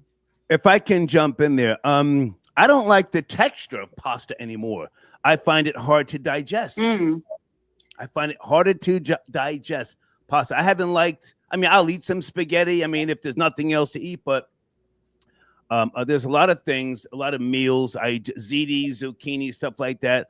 I just don't like the texture of pasta. And it almost makes me feel like I have a knot in my stomach. That's probably an intolerance. Yeah, that's definitely the gluten. Yeah, it's probably a part of me. There's so many great pastas out there. I've been gluten-free for years now. Okay. And I still enjoy pasta because, frankly, I'm from Italia, so I can't see myself ever giving it up. But I enjoy teff pasta that you can actually buy now, made with one ingredient, and that's teff. And they make that in Italia, and you can buy it right here in America. Also, they have brown rice pasta, which is an award-winning pasta, also from Italia, that you can get right here in America. Really great pastas.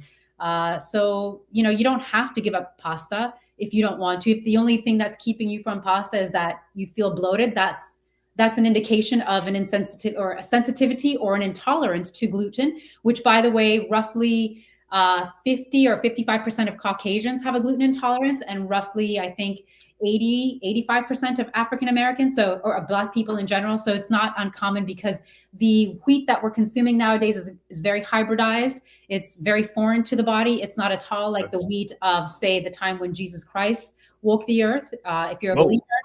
So it is pretty much a toy what you're eating. It's fake food. Let's go back to you, area code 570. And how do I pronounce your name again? 570? Shakira. Okay, Shakira. Yes. Okay, so with regards to holistic healing, and anything that I guess more so preparation, not to go down a path of then needing major surgery, MRI, CAT scans, anything that young males or females can do in preparation for making that sharp turn in life? Or is that too broad of a question? Yes, we need to learn more about our sciences, and specifically what I mentioned, iridology. Not only I can look into your eyes and tell you about your health, but looking into your eyes and tell you about your past, your present, and even potential future challenges. So if you get a consultation with me at, let's say, 30 years young, I can say, well, hey, your prostate is showing tissue weakness. So this can avoid prostate cancer, which is almost the #1 killer of Black men or all men in America. So I've had many clients ranging from different ages and helping them to avoid challenges before they turn chronic. So this is major, and this is what we need to focus in on, rather than waiting until we're in our 50s and 60s and then we need these major surgeries. Can you give me? We all heard the eyes are the windows to the soul. Can you give me your I'm sorry. Can you give me your website? Give me your website. Yes, it's Holistica, HOLIS. Okay. TICA. Okay. Palace, Oh, boy. Palace. Can you email that to me so I can put it on the screen whilst we're talking? I got you. Okay. I got you. I'm going to email it right now. Okay. No worries. And guys, there's my email address on the screen again. Okay, so I'm sorry. So you said people can contact you for a consultation and what else? Go ahead. Yes. To have their iridology consultation, and then you can know exactly what you need specifically for your body, right? Because we're scrolling all day on Instagram and Facebook, and we're like, oh, I like this herb. I like that herb. I need to take this herb. But you don't know if that's specific to you. It could actually damage you more than if you didn't take it at all.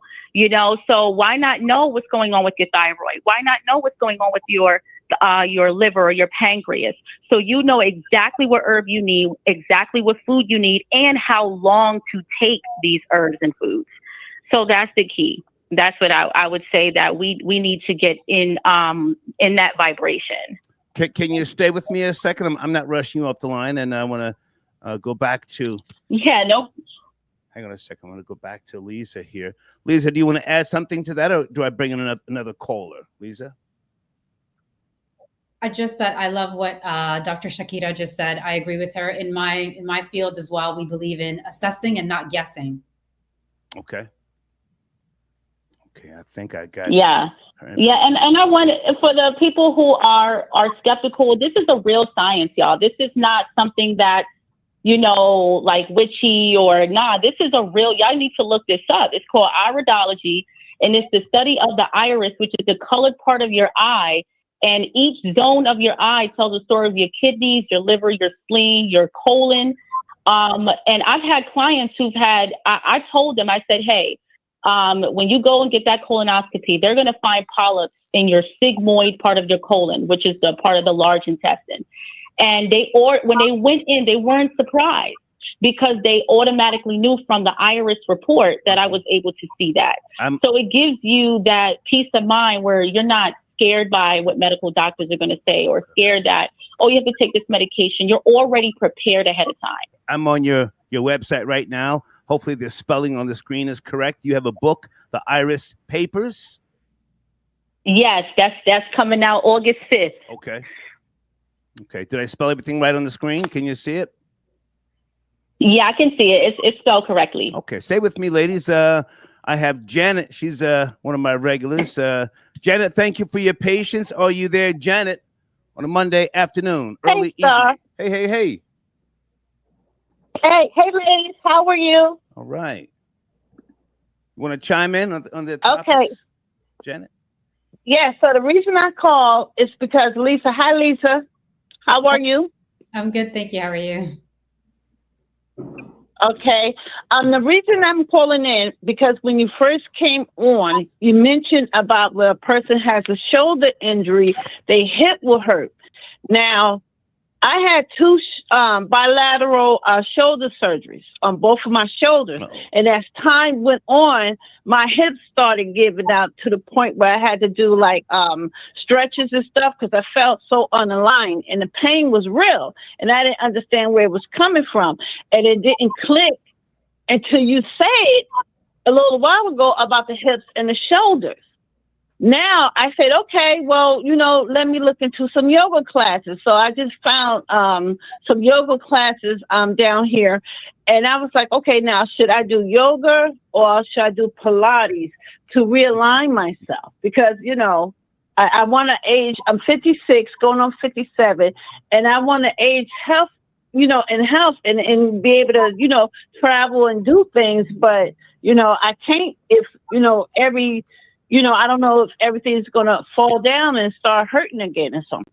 Well, Janet, you have to get the pronunciation right. It's yoga, not yoga, with all due respect. Lisa, do you want to respond? I thought I said yoga. I'm sorry, sir. I apologize. I'm just playing with you. I'm just playing. Yeah. Lisa, do you want to jump in there? That's Janet. She helps me with research, and she's a very, very knowledgeable woman. Yes, Lisa? I'm familiar with your voice, Janet. Nice to speak to you. So if I can be candid with you, Pilates and yoga are all going to be great stretching. However, if you really want to go the distance, what you need is a corrective functional exercise coach. It is part of what we do as Check practitioner. That's why we work with high performance athletes and sports teams, because as I mentioned to you, a lot of trainers as well as doctors are not going to share with you all, that there's a sling system in the body.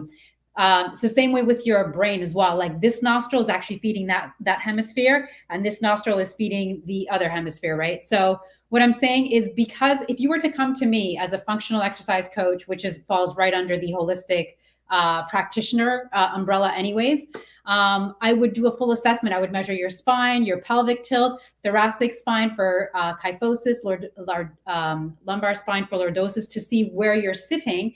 Because if you come to me, like some of my clients that I have right now who have shoulder injuries, I'm actually not going to go to that site. I'm immediately going to go to the opposite hip, because I know that it's a sling system. I know that for there to be pain here, the root cause is elsewhere. It could even be the knee. It could be the ankle. So I'm trained in integrative movement science, and so are other Check practitioners. You don't need to reach out to me specifically. I would go into the Check Institute and maybe look for a practitioner in your neck of the woods. If you don't find anyone, you're welcome to still consult with me over Zoom, but I'm sure that there's probably someone in your area, because they would need to do a full assessment. And then we retrain your muscles to hold you in alignment. So unlike a chiropractor, who's very necessary, this is again not disparaging to chiropractors, who are going to quickly manipulate you back into alignment so that your hips and your shoulders are where they're supposed to be sitting on the spine, but then leave you to walk out with the muscles then slowly putting you back into unalignment, because that's what you've been accustomed to for so long. We're trained as Check practitioners to create a customized exercise program that once we put you in alignment, the muscle groups that you're working are designed to keep that alignment in place. So we give you customized programs to do that, which is why working with us is very different from working with a personal trainer. I'll also say to you, for anyone that's working hold on a second. Janet, do you want to respond to what Lisa has said thus far? No, I'm listening to what she's saying. I'm going to hit her website, because is she in a tri-state? Are you in the tri-state area? No longer. I used to be in New York. Now I'm outside of Washington, D.C., so I'm technically in the DMV. Okay. But now, but you can recommend someone in my area. Well, hold on a second. Shakira, you're in the tri-state. Would this be something that falls under your umbrella, Shakira? I'm actually in Georgia. I'm in Atlanta, Georgia. Okay. But I'm originally from Brooklyn. Gotcha. Okay. Janet, back to you. Mm-hmm.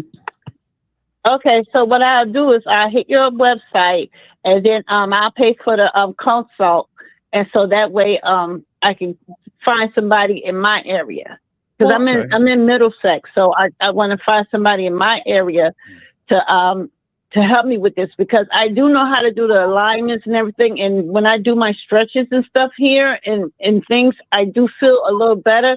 But then, a couple of days go by and it's back again, so I want to find a way where I could keep this at bay so I could, get up, because sometimes, like, if it's like raining or really bad or whatever, because I had both shoulders rebuilt, and I'm getting out of bed, and I'm I can't even get out of bed. Janet, you said you have both shoulders rebuilt? Yes, both shoulders. I have over 10 bolts. Damn. 10 bolts in my shoulder. Ooh, child. Yeah, so it's hard because, and I think I'm using my hips more for strength than I am my arms. You know what I'm saying? So I'm gonna go ahead and I want to thank you, and I'm gonna go ahead and hit your website and see if we can find somebody here in the Middlesex area that can help me with that, because I was like, well, maybe I should go yoga, because what she said makes perfect sense about the alignment and the sling method. It's perfectly aligning with what I'm going through. Jen, I appreciate you. Okay, have a wonderful evening. All right, you all too. Thank you again. Thank you. Bye-bye. So okay, wow. Sheesh. Oh, shoulders rebuilt. Okay. I'm gonna let you land your plane, Lisa, because I'm getting backed up on calls, and I'm gonna shift the show here. And hold on a second, Shakira, you still there? Yes, I'm still here. Okay. Matter of fact, why don't we let you land your plane first, Shakira, and then I'll go to Lisa, because she is my co-host. And please promote your book, The Iris Papers. It's coming out, you said, in August?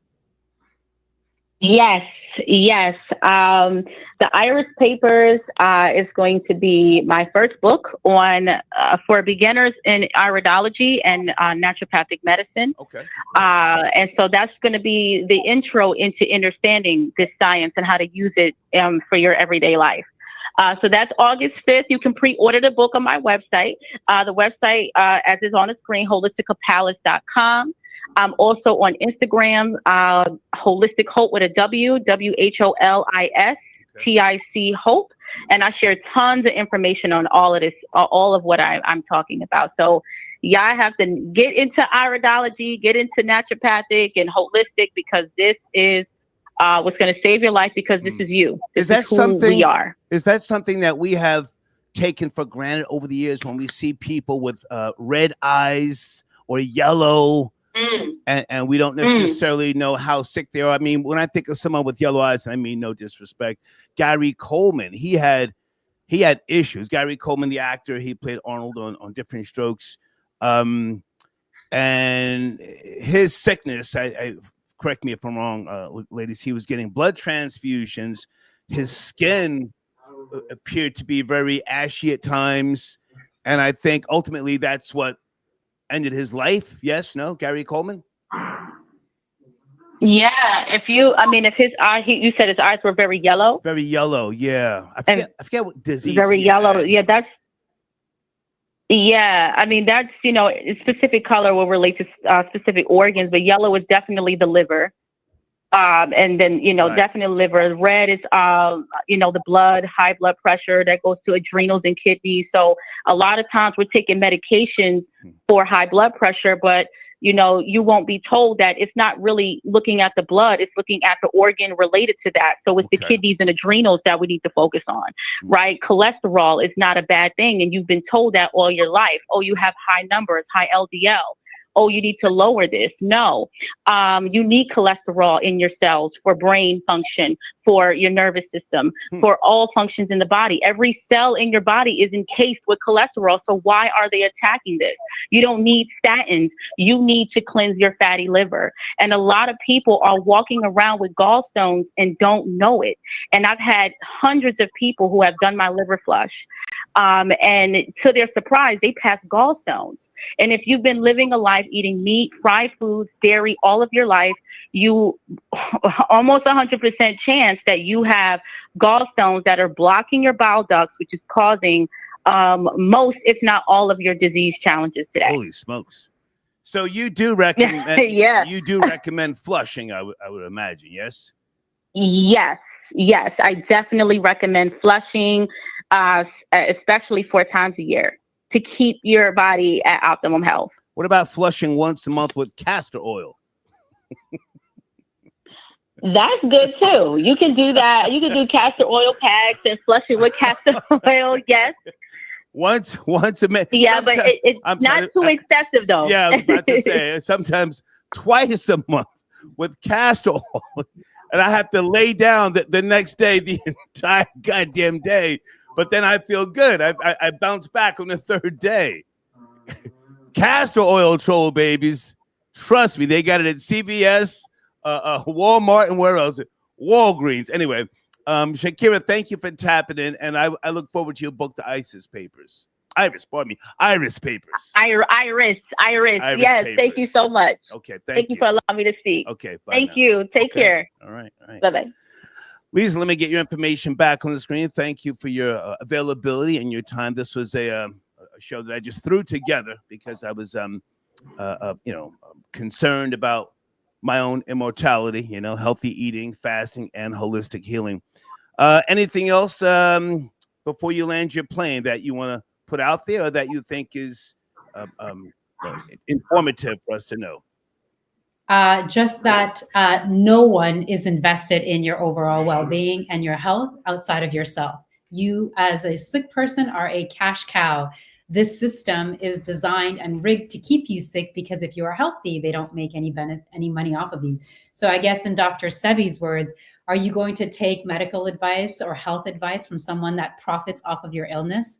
What motive what they have for getting you healthy. As a trained economist, I can tell you that I've personally never witnessed a business that can be pursuing two different paths simultaneously, meaning if you are good for business when you're sick, they cannot ultimately be pursuing another business model where they're trying to get you healthy simultaneously and you're no longer a part of their hamster wheel, if you will. I got a crazy question for you before you go. Crazy question. And you are married in respect to your husband. He's a supporter of my show. Do you think that women are killing their husbands by the way that they cook for them? I mean, you know, when you give a man a plate of I don't know, pork chops with rice and smothered gravy, isn't that a plate of death? It's not ideal. So I will say if they're doing it, they're not doing it probably consciously. They're probably not awake or aware. And that's I think they're conscious. I think a lot of women are conscious of You the think unhealthy payout? You think they want the insurance payout? No, I'm just saying. I think that I have no stats, no data, and I'm talking about fried foods, all sorts of stuff. I think that, you know, women who pretty much control for those who cook. Pardon me. That's because they sorry, go ahead. Yeah, they are giving, you know, a plate to a man who it's killing him, literally. Hypertension, clogged arteries, weak heart valves, all that stuff comes from, you know, love, if you ask me. Yeah, and that's the thing is, as women, we're nurturers and caregivers. And of course, for me also, as being someone that was born and raised in Italy, my love language is food. So I would say that it wouldn't, you know, you're not entirely off the mark, when you say that. It's just that it's the matrix and the indoctrination or the propaganda, if you will, that has taught people in America to eat fake foods. So women who want to just take care of their husbands lovingly, not knowing any better, although I have to say that the wisdom and all that wisdom and that know-how is actually in your DNA by virtue of your ancestors that came before you. But since you've been propagandized into thinking that things that kind of come out of cellophane wrappers and that come in styrofoam packages are actually food, which they're not, you think that this is a form of expressing your love to said person, your child, your husband, etc. So it doesn't come from a bad place, but is it harmful? Absolutely. Okay. Lisa, great to talk to you. I thank you for your availability. And guys, please go to her website. And you can get yourself a free consultation. She is a holistic practitioner and a yoga teacher. Yes? Thank you. Yes. Thank you for your time. Thank you, Lisa. Have a great evening. And you. Bye now. Okay. All right. All right. We're having a good conversation. This was just a random topic that I put together. Dana with the data is actually building a platform with regards to these particular topics. So you guys make sure you follow The Real Dana on YouTube. Thank you to my guests. Guys, I'm going to take a break, and I want us to continue the conversation. If anybody else wants to join the conversation, okay? Hold on a second. The commissioner, I got your donation, sir. Thank you so much for your support. Okay. Maybe I will take his call before I take my break. He's been on hold for a while. Oh, wow. I didn't know you were in the queue for that long, man. The commissioner, is that you, sir? Area code 917? Hey, what's going on, Star? Good afternoon. Hey, man, thank you for your patience. Hey, no worries. I've been talking about a couple of things just, you know, all over the place with regards to healthy eating, fasting, holistic healing. Where do you want to start, sir? I'll stay on topic with the fasting. It's kind of a shame I didn't get a chance to chime in with some of your holistic healers. But before I even go into the conversation, I actually just want to make a disclaimer to anybody that's actually considering holistic medicine. Okay. Please do it. Please do it in conjunction with a healthcare provider if you can have one or afford one. Okay. I respect holistic medicine. I think it's good in theory, but there's certain things that I think are a little too serious for you to kind of just leave up to like spirituality 100%.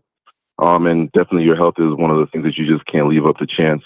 I concur with what you say. And for the record, I'm chicken shit. When I cough, I run to urgent care. Yeah. Listen, listen, I've heard some very interesting takes today, and I'm hoping that a lot of people do their due diligence and research before they just jump on anything that they think feels right. Give me a prescription for amoxicillin now. So let's go. So when it comes to fasting, there is a lot of research that's being put into practice when it comes to the benefit that you get from just limiting your intake on certain foods. There's certain topics that people kind of need to start looking into, something called a glycemic index. Okay. If you can. Every food that a person consumes has a level of glycemic index, which affects how high they shoot their insulin up. And a lot of people, whenever they have issues with weight gain, it's usually because they're, on average, carrying a very high insulin load in their body. And because you have the insulin, it triggers fat storage because your body's putting that extra energy that it's not using into your body to preserve it for whenever you don't have the food available to eat. So whenever you do fast, what you're doing is you're actually depleting your stores first. And then when you deplete your stores in your liver, which I know that one of your callers mentioned something about fatty liver, that's literally just an overabundance of fat that needs to store itself now into the liver. So once you deplete that, then your body starts to deplete the actual fat within the rest of your viscera. Not to get on too much of a preachy medical terminology rant, but you're doing good. Yeah, man. I mean, you're doing good. Take your time. Come on. Yeah. So whenever you do fasting, it does help break down those fats. I tried it a few years ago. I know it's a fad diet, but I actually tried a keto diet, which tries to convert your body from consuming carbohydrates as a source of energy and actually starts focusing on the fat stores that I mentioned before. And I lost a considerable amount of weight doing that. And I know that there's like a negative connotation, or should I say, I know there's like a negative stigma against fats, but your body needs fats to regulate hormones. Women especially need that to regulate hormones. And there are good fats. That's why doctors and other individuals encourage people to take, fish oils and other healthy forms of fat. It's when you start getting into the bad fats, like the low density fats that your body cannot process, that's when you start to have the issues like the coronary artery buildup. Let me jump in right there, please. Let me just jump in. And Luke Caney, sit tight. I see you in the queue. Luke Caney, you will be up next. Yeah. All right. So I'm a man of a certain age, 61. Stress free. I've never been depressed. Everything revolves around my naps. My naps are important. I will shut down a family member. A good friend cannot disturb my nap if they've been locked up and they need bail money. Not now. I'm taking my nap. I prioritize my life. But with regards to stress, what is your knowledge, your understanding of how stress can affect organs and other things? Stress. Okay, so you know how I made mention before about sugars actually being, I don't know if I made mention, but I'm making mention now. Sugars are actually, or simple sugars are your number one enemy when it comes to a majority of your health problems. They're the cause of almost a lot of root problems in everybody's day-to-day activity. Now, when it comes to stress produces a particular type of steroid called cortisol, which is technically your body's version of sugar. And it's a response that's triggered by stressful situations, because that stressful situation kicks in a it kicks in your fight or flight mode. And your fight or flight mode is supposed to help get you out of a situation that's causing that stressful situation. So with a lot of individuals, especially if you work in like a very intense atmosphere, or you're not happy around the person that you're around, or whatever's causing you stress, your body's actually producing and pumping and releasing sugars, which in the long term adds to issues like diabetes and coronary artery disease and a list of other things. And yeah, that's my general knowledge about it. Well, let me just say this again. I don't mean to sound like such a prick, but I have found that over the decades, the reason why I feel really, really good at times, and I can come on this microphone and be charged and hyped and smile and throughout my day, just enjoy life, if you will, is because I regulate. A lot of people think, "Oh, I know you're busy," when they call me. I say, "No, I'm not busy at all. What's going on? I'm sitting right here. I'm not stressed at all, and you're not going to stress me." I get rid of people. I regulate. So I just want to say that because there's this misconception about being happy, if you will, and regulating how you live your life.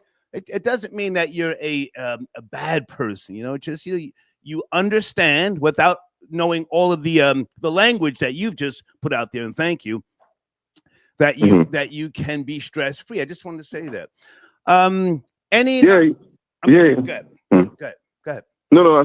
I wanted to agree with you. Yeah, you're absolutely right. Finding out your triggers and what causes you to stress does help you out, because a lot of people, they stress eat. I'm not gonna say I don't. Like sometimes these comfort foods they usually pump you full of endorphins and make you feel better about the current stressful situation that you're in, which then adds to the bad consumptions of the negative foods that you're eating. And now you're in this endless loop of just eating to feel better. But I know a prior caller said it before, you're digging your own grave with your teeth, man. Yeah.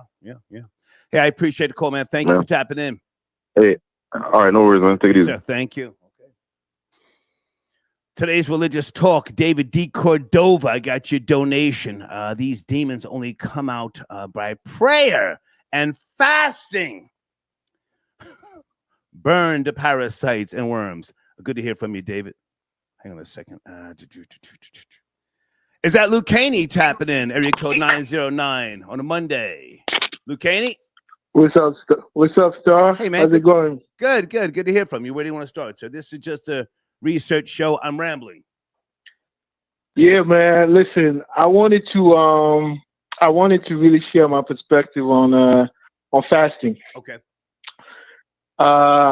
First, before I continue, let me say this: I have not ate red meat or pork since 2002. Oh wow. Yeah. And I'll tell you why. You're missing out on the pork, but go ahead.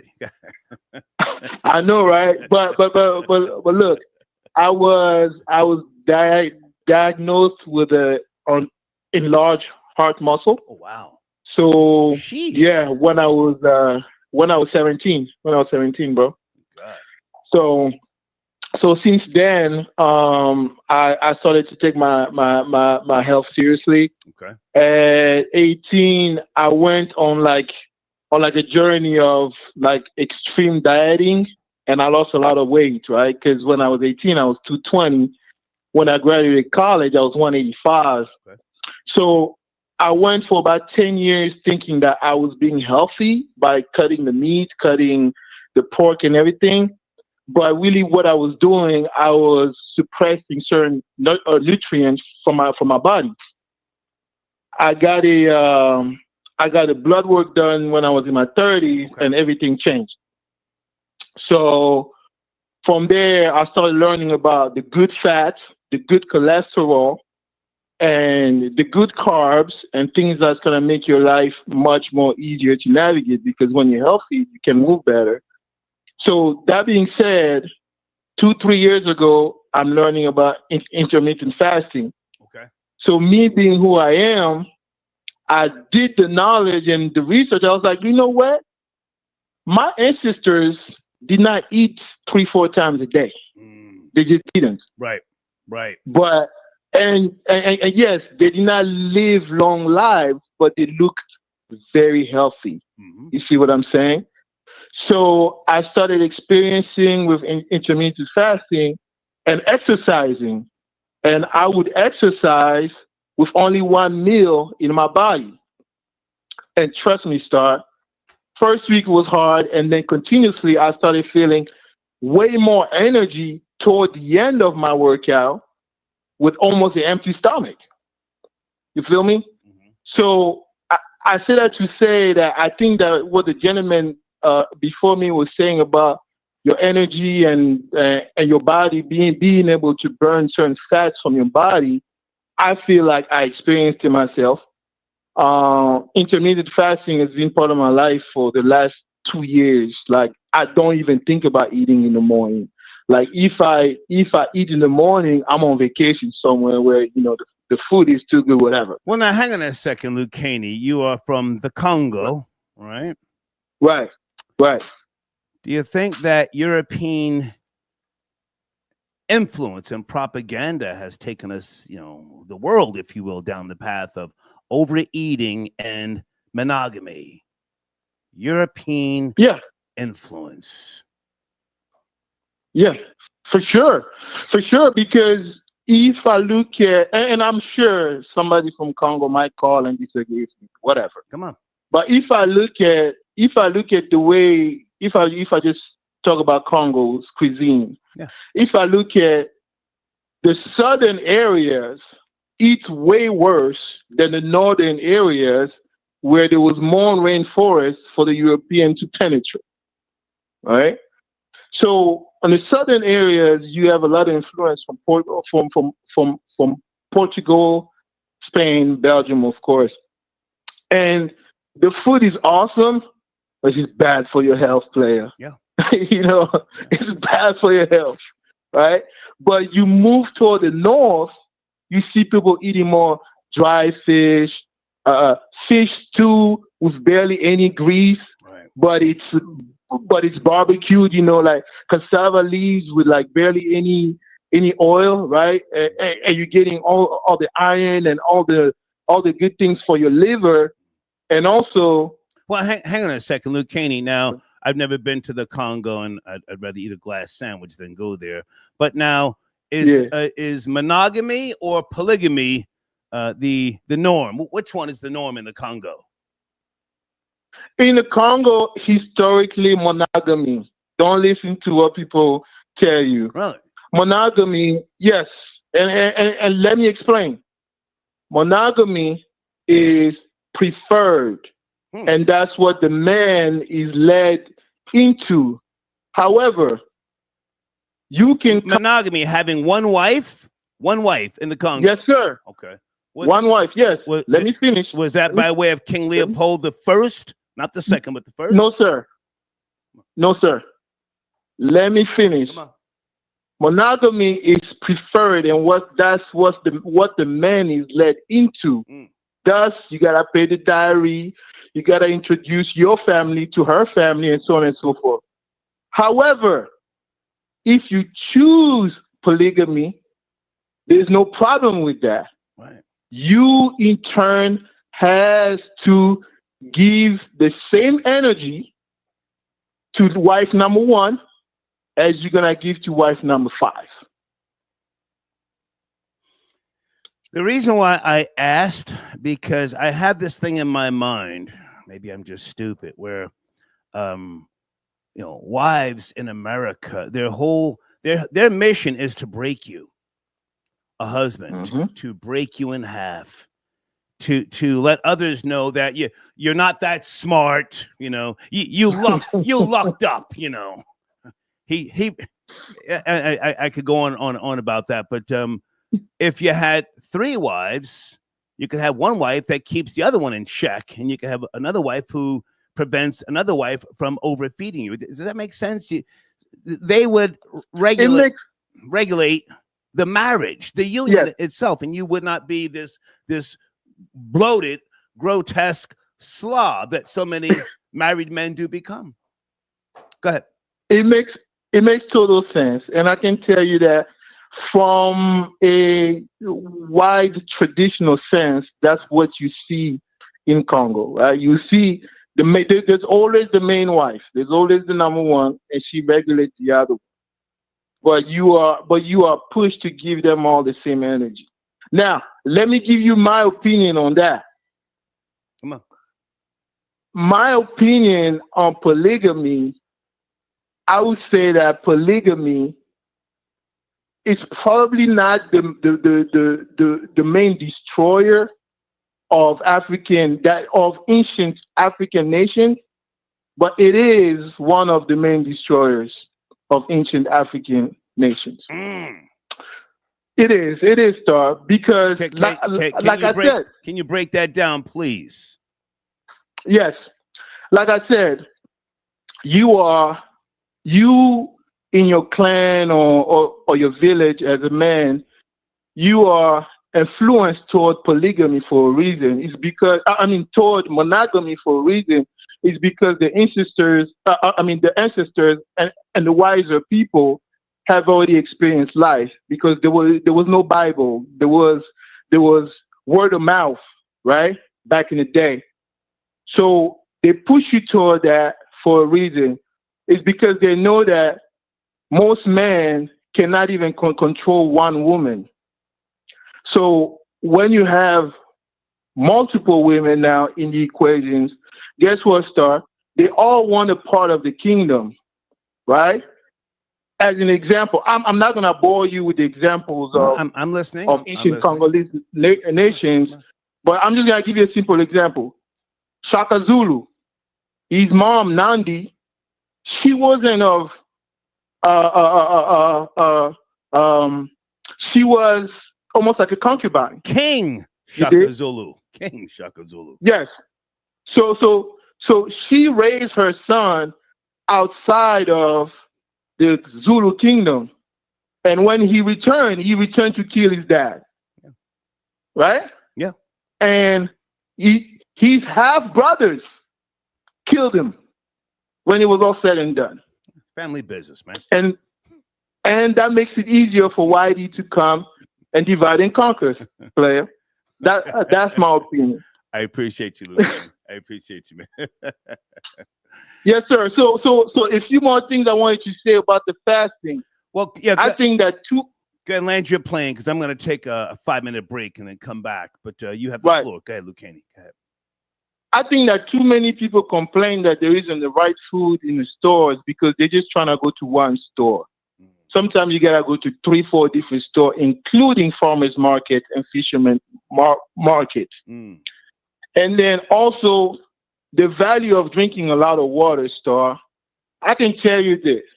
For a man in his 40s, my stomach is flat. Okay. I'm still drinking Hennessy. Okay. Right? And I drink so much water that when I wake up, Star, I have to flush. It has to come out.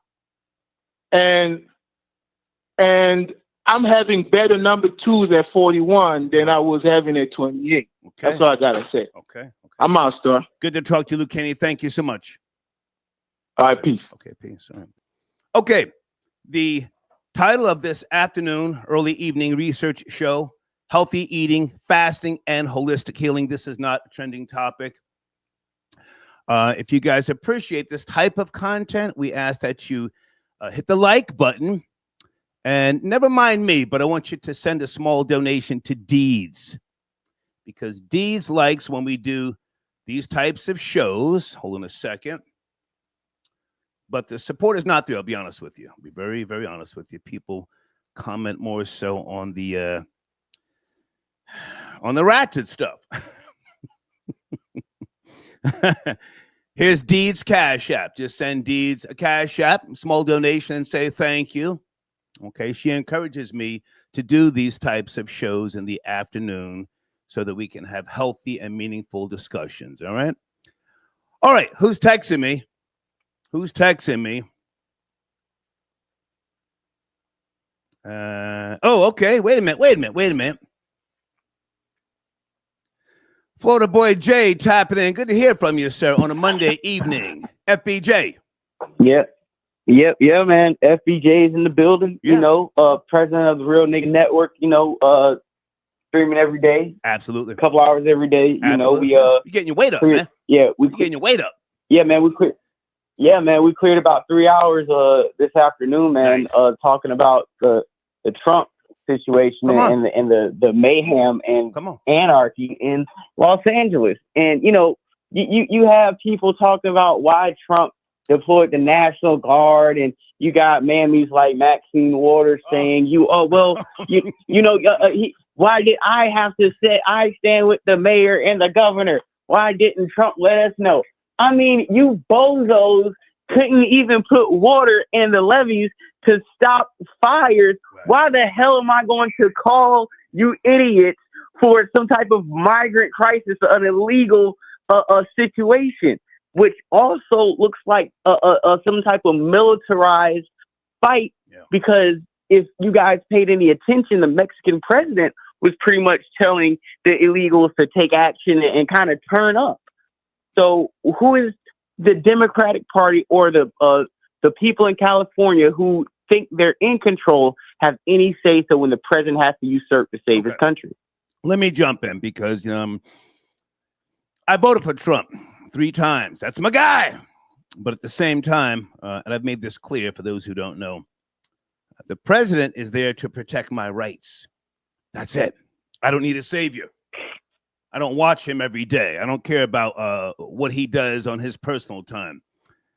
But with ICE being in downtown Los Angeles and the surrounding county, do you think that's a losing battle anyway? What is the overall purpose that is trying to be made? I mean, it's California itself used to be Mexico, so we're talking about a heavy Chicano influence, if you will. Do you think this is a losing battle, realistically?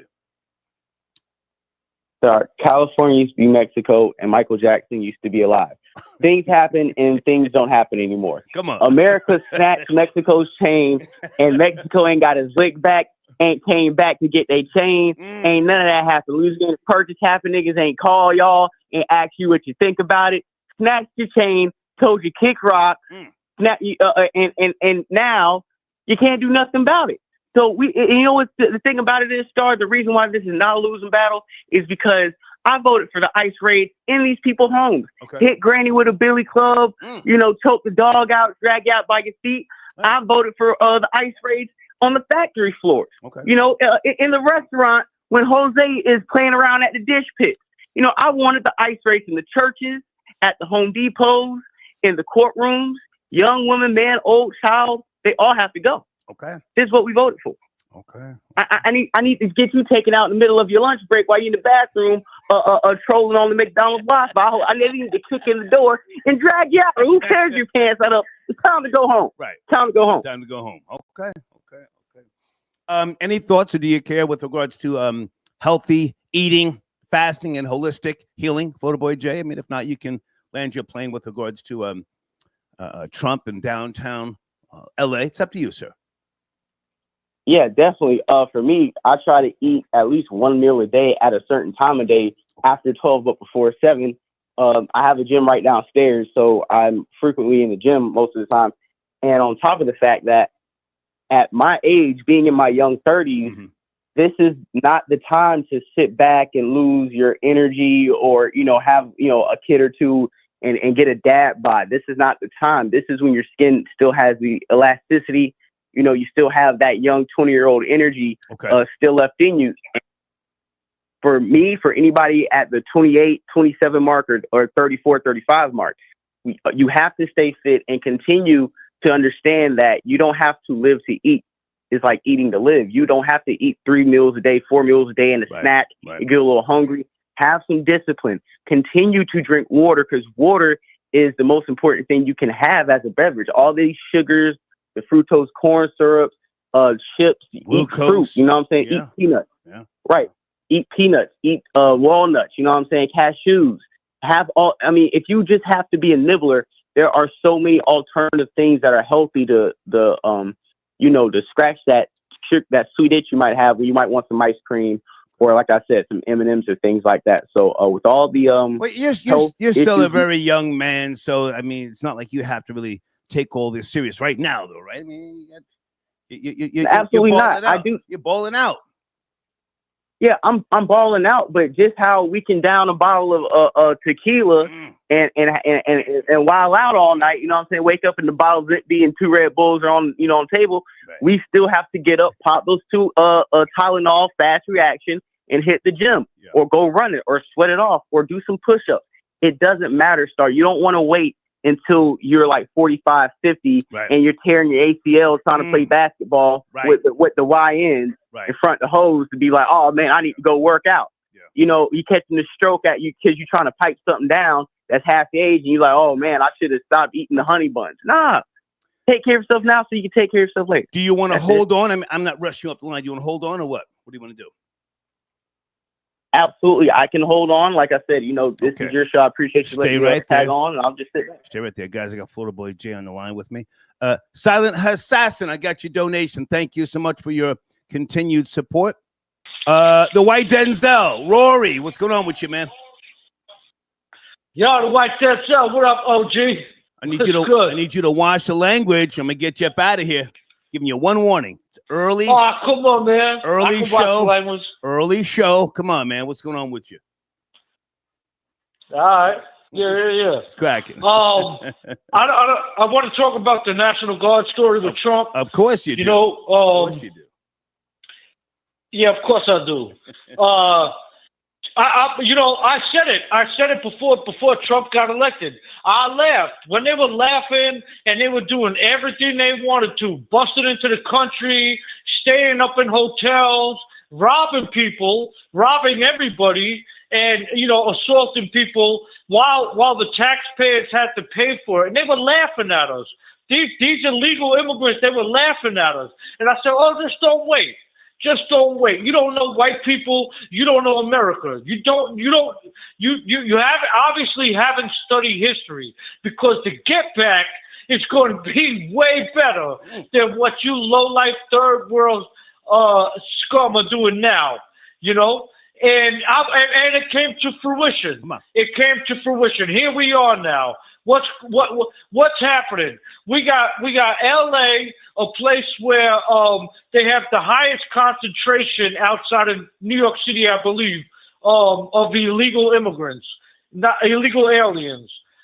They're not immigrants. There's nothing about them immigrants. They're illegal aliens, and they're costing the state of California and the taxpayers of California not only an absorbent amount of money, they have the highest taxes in the country because of the highest concentration of illegal immigrants, but they also have the highest crime rate of illegal immigrants in the whole country. So it all correlates, and for them to go after ICE, and to go after the National Guard and also the police being illegal immigrants and waving a foreign flag, that's a declaration of war. Yeah. That's a declaration of war. Destroying police vehicles, throwing rocks and stuff off the bridges. I saw at least 7 police cars destroyed.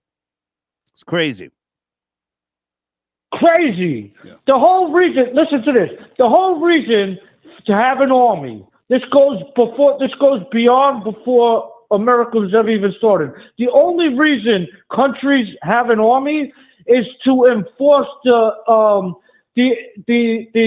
territory that they have. If you don't have borders and you don't enforce your territory, you will be taken over by others. That's the whole reason for having an army. It's a fact. The integral territory of your country has to be respected, whether it's by violence or whether it's just by letting people know. But you gotta have a border. If you don't have a border on both sides of your country, you don't have a country. Others will come in and take your block, man. They'll take your spot. Okay. So I just think that it's high time, if now it's going to be a civil war over foreigners, now's the time, because these people are killing Americans. American women are not safe around them. We don't know who they are. We don't know anything about them. All the countries that they came from, whether it was Nicaragua, Venezuela, El Salvador, Honduras, except for El Salvador now, but None of those countries share information with us. Hold on a second, Rory. Are you up to speed? In a statement, California Attorney General Rob Bonta confirmed that the state had filed a lawsuit against the Trump administration earlier today. Filed a lawsuit. Yeah, you stop. That means nothing. They could file 1 million lawsuits. He's well within his right as the president and the commander-in-chief of all military of the country to turn the National Guard, to use the National Guard at his discretion. Federal overrides state. We had a civil war over this. And just now, Rory, hold on. The Marines have been deployed. Rory, if we can have a discussion without you guys going at it. Advo, aka Tether number 4, you said Rory said something incorrect. Tether number 4, Advo. I needed to call back because there's a lot of misinformation. And first, I want to start with the immigrants that came from South Africa. One of those white men just 3 days ago killed his wife. Remember the South Africans that came from South Africa because they were running away from But Africa? we're talking about downtown LA. If we can stay focused, Advo. Never mind South Africa. No, yeah, I just want to put National Guards in LA. National Guard in LA. Another thing is, I want to speak out. Can I? All right, we have state sovereignty. State sovereignty says that Bill 54 says that state police is not in charge of immigration things. We're not saying that we don't want people to get deported. Latino men voted for Trump. Latino men voted 64% for Trump. What we're saying is you cannot go to warehouse and kidnap random Americans because they also arresting American citizens. You know, you cannot. You sound like CNN. Oh, listen to this guy. No, I'm here. I'm not like you. This is wild. You're the one. I'm gonna let you speak, and I'm Irish gonna speak. Immigrants. My bad. You're bringing My bad. Irish immigrants. You're bringing no. My immigrants. bad. I'm gonna let you speak. You're bringing tethers yourself. You admitted that you bring immigrants. So my thing is this: like, keep the same energy. When it comes to why they hate the Mexican flag, I learned this today. I learned that the Mexican flag has the eagle eating the snake. The snake represents Europe. The snake, that's why white people have the don't threaten me flag. The don't threaten me flag is always honoring the snake. That's why you guys hate their flag, because the flag is saying Europe is the colonizer. The colonizer is you, Rory, and you're mad. You're mad that they're more militant. You're mad that California makes more money than the federal government. We give the federal government $90 billion. Meanwhile, they give us $17 billion. So do we depend on the federal government, or do we pay the bills for the government? We pay the bill for the whole United States. Okay. A lot of your states that you're talking about, let Roy they don't respond. even make money. I vote. Let Roy respond, please. Rory. Yeah, well, you know, it's funny that you have a foreigner. He's not caping. He's not caping for the country that he came to. Right? He's not capable for the country that he came to, and that he will never leave. And he'll never leave. He's capable for a state now. He's capable for a state now. He went from being American with an American flag in his car to being California. California, and also on top of the statistics that you said, what you left out is California has the highest population of homelessness. California also has the highest population of poverty in America. You left those two facts out. Yes, it does.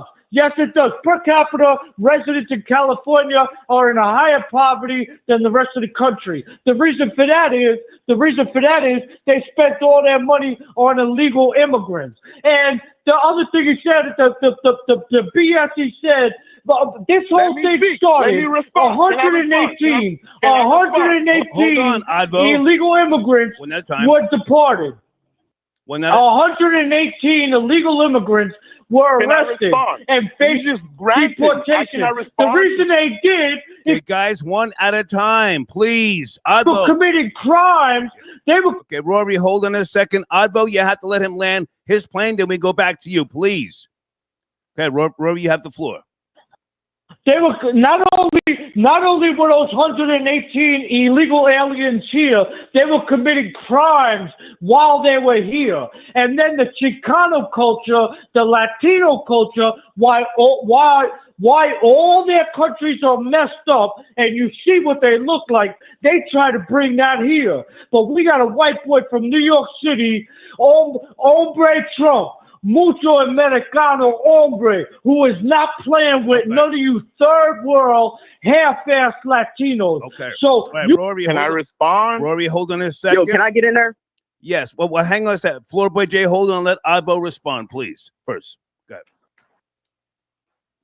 I've done a lot of research when it comes to this. When it comes to this, Texas, Florida, many states send people in buses to California.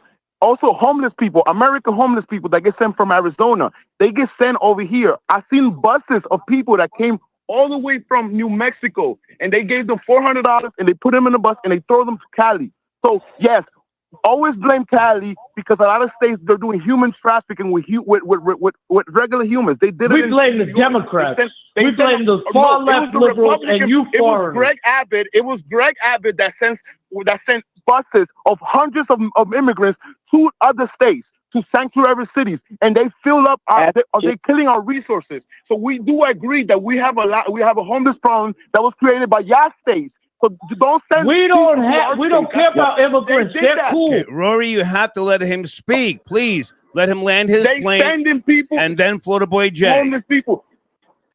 There's a drug addiction in every city in America, and what they're doing is they send them in buses over here. So yes, we are dealing with the problems of that, but at the same time, you cannot allow the federal government to then dictate and tell us what to do in our state. Y'all get to tell us women not to have abortions, then we get to do our rules because we are the fourth biggest economy. We only compete with the United States and China and Germany.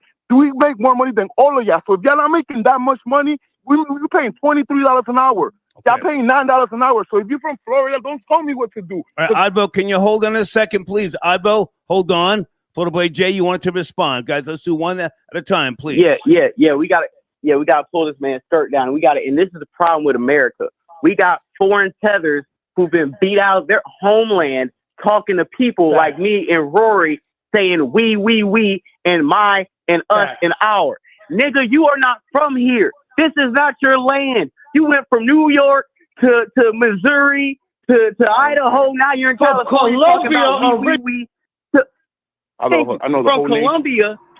From Colombia, and you're trying to play psyop games and double agent games with Americans telling us what we should do and what we gonna do. What you gonna do is hide out when them ICE trucks come out, or else you gonna get packed up too. Yeah. And what I'm trying to say is this too. Also, this is what I'm trying to say also. Because my governor and the Texas governor does not want illegals, we're gonna send them to you sanctuary states that are too soft to stand up for the American rights, the American people, and to protect yourself from these illegal soldiers who are in California right now, proving our governor of Florida right, proving Greg Abbott in Texas right, and any right-wing Republican who sent a bus full of losers over in California. We told you it was right. Can I respond? We told you when Trump came in.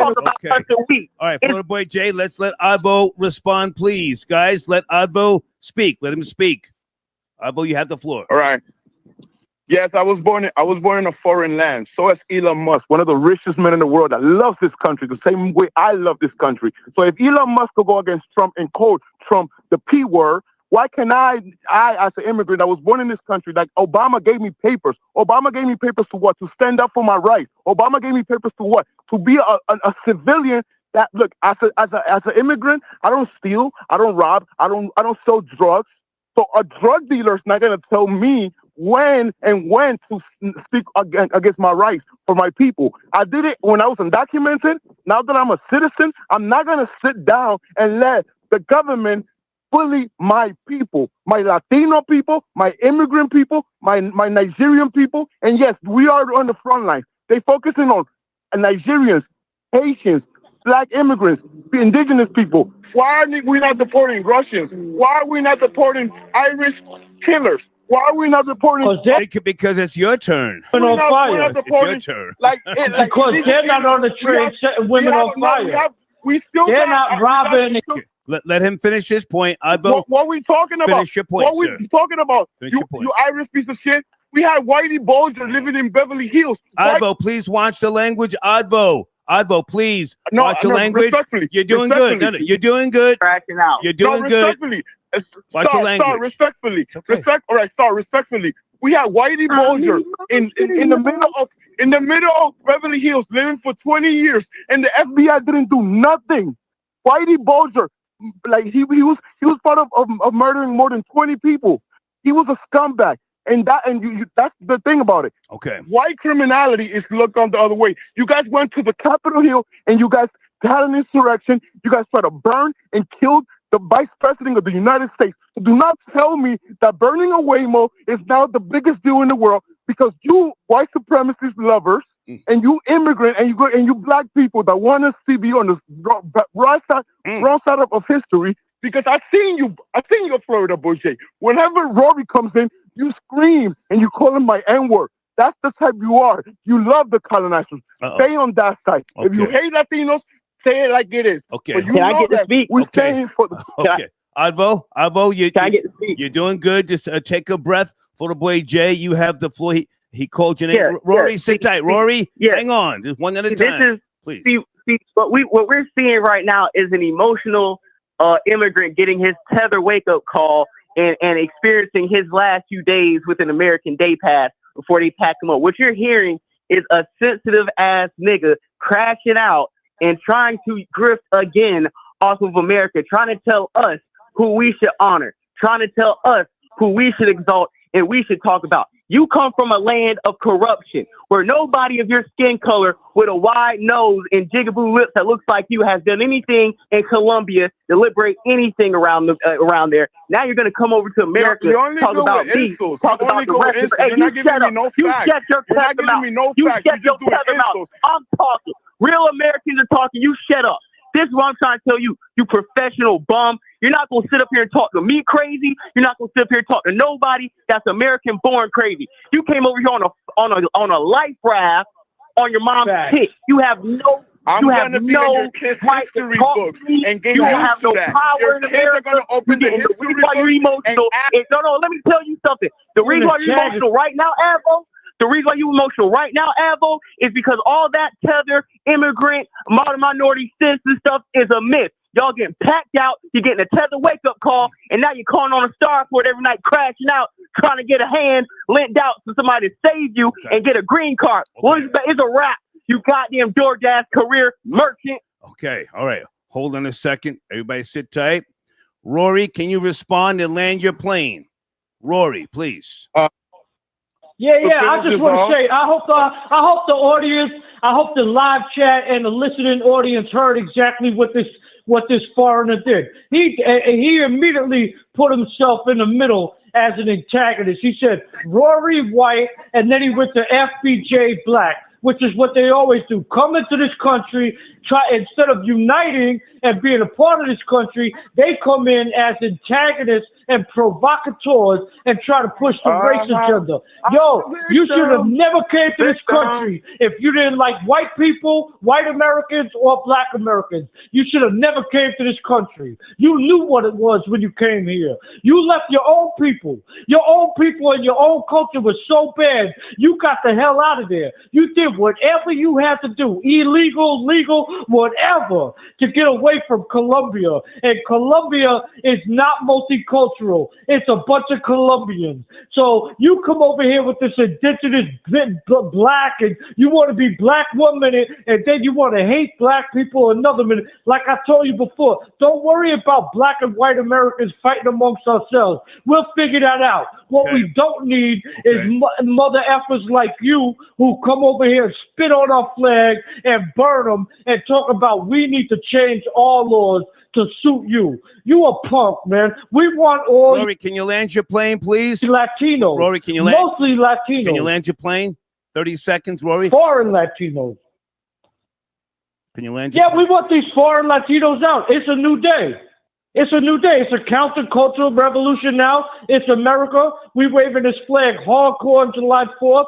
And people like Advo, you gonna get this work, man. Eventually, you gonna get this work. You get facial recognition for being down there. Roy, we good? Roy, we good? America first. Out of here.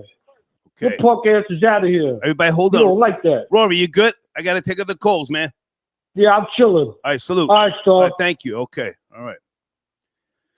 Okay, as long as you guys let each other speak. Uh-oh, wait a minute. Hold on a second. Hey, Sunday, good to hear from you. It's early evening. Sunday. Hey, Star. Hey. Can you hold, or do you want to jump in the conversation with Florida Boy Jay and Advo? What are we doing? Advo, if that's okay. What's that? What do you want to do? I wanted to address Advo. Okay. Hold on a second. As long as you guys let each other speak. Whereas Advo, Sunday wanted to holler at you. Let's do one at a time, okay? Sunday, go ahead. Where do you want to start? Sunday. Go ahead. I've been listening, and this has nothing to do with any other person. I really hope you get deported. Whatever Obama did for you can be reversed. Do not get too comfortable here. Trump can reverse whatever paperwork you have and rip it up. You need to get out of this country. You are disgusting. The stuff that you're saying is hypocritical and harmful. You're a dangerous person. You're an anarchist. You're an anarchist. You are against the government. You're racist. And it's absolutely appalling that anybody would allow you to stay in this country. You are the opposite of what an American is. You lack patriotism. You lie and use the word love. You don't love America. You hate it. You're extremely divisive. You want America to look like your country. Sorry, can I respond? But you're Can I not respond in myself? Colombia. Hang on. She's almost done. She's almost done. Let the woman speak. She's almost done. You're not in Colombia. This country consists of a majority white population. You don't like it. Why did you come here? You are disgusting and you need to be deported. If not to Colombia, back to Nigeria, where you're originally from. You do not belong in a country that is already having Okay, she's being a colorist. She's being a colorist to have I'm not some being sympathy. a colorist. You are clearly black. You're a colorist. I'm not being a colorist. You're a colorist. You were just attacking Rory for being white. Let her land her You were plane. attacking Rory for being white. You're a colorist. You keep talking about colonizers and colonists and all this crap. You're ridiculous. You are creating divisiveness. You're causing harm. You should be deported. I hope you're deported. 3 against 1, and I can't even respond. Okay, all right. Sunday, you have to let Advo respond, please. Advo, you have the floor. All right. No taxation without representation. The Boston Tea Party, in which the American people, the colony, went and burned and rebel against the system of the British. That's the blueprint of our country. The British came in and burned the White House twice. That's the blueprint of our country. So where am I learning this thing? From the blueprint of our country. 98% of black women voted for. Can I finish? Because I've been living in America since I was 4 years old. Can I finish? Let him speak. Sorry, can you mute them, please? Let the man speak. Mute them, please? Go ahead. Can you mute them, please? Because I went to U.S. Elementary in Houston, Texas. I've been going to school here since first grade. I might have an accent, but I love this country. Don't ever tell me what to do. If you look at my recordings, I was recording all of the looters. I was recording all of the people that were infiltrating, because what I experienced on the ground, I experienced a lot of white boys breaking shit and then saying, hey, I think a lot of white boys with breaking fences. I think a lot of white boys starting fires. So if you're in the ground, that's why you got to put boots to the ground. That's why I'm there. I'm an activist. I'm the advocate comedian. I advocate for what I stand for. Can I say something? Go ahead, you digital activist. You're a digital activist. You're a digital activist. Was really in love with America. He would be airbrushed on his shirt right now, and we'll be teaching him. Guys, we have to do one at a time. Everybody hold on, because listen, I'm doing things over here. With, guys, let this man land his plane. Then we'll go back to Florida Boy Jay. Advo, please. I'm trying to do the chats and everything. Come on, guys. Now, I'm trying to be respectful to the show, but what I'm just trying to say is that we have laws in California, and we don't depend on the federal government. Okay. That's just how it is. Okay. And if y'all not paying our bills, we don't depend on y'all. Okay. We don't depend on y'all. All right. Stay there. Let me bring in Florida Boy Jay. Sunday, sit tight. Florida Boy Jay, you want to respond to Advo? Yes, sir. Like I was saying before, this tethered double agent hater of number one hater of America, like he tells you he's an agent for anarchy. He was sent here on plywood and drifted upon the ocean. And this is what happened. And when Occupy Wall Street came out, he wanted anarchy over there. Then they sent him to the BLM rallies for anarchy. Now he's at the Mexican thing. He's like a crisis actor. And if he loved America so much, he would have been packed out, put airbrush on his shirt by now. We will be teaching his mama how to slow walk and pass out cold check sodas. But please don't bring his mother into it, Florida Boy Jay. Don't bring his mom in. Don't bring his mom in. If he loved America like he caps and lies on this line the way he does, he would have got laid down over the weekend for dying for the flag of America instead of twerking with a Mexican flag wrapped around his waist like a skirt. This nigga's a fraud. Okay. We need to pack him up and send him in a box back to Colombia with the ICE stamp on the top, nigga. Okay. All right. Where are we? We got Adbo. Adbo, stay there. I wanted to respond. Okay. Sunday, I need you to respond and land your plane because I'm backed up on calls. Please. So I second that. Adbo is a complete fraud. If anybody really, really looks into him, you're going to see that everything that he says on the Star Report is a contradiction to what he promotes on his page. He is a heavy weed smoker. His lips are black. They look like roast beef because he smokes every day. He's rolling on his page. He's smoking, and then he's going to sit here and judge another person for selling something that he literally smokes every single day.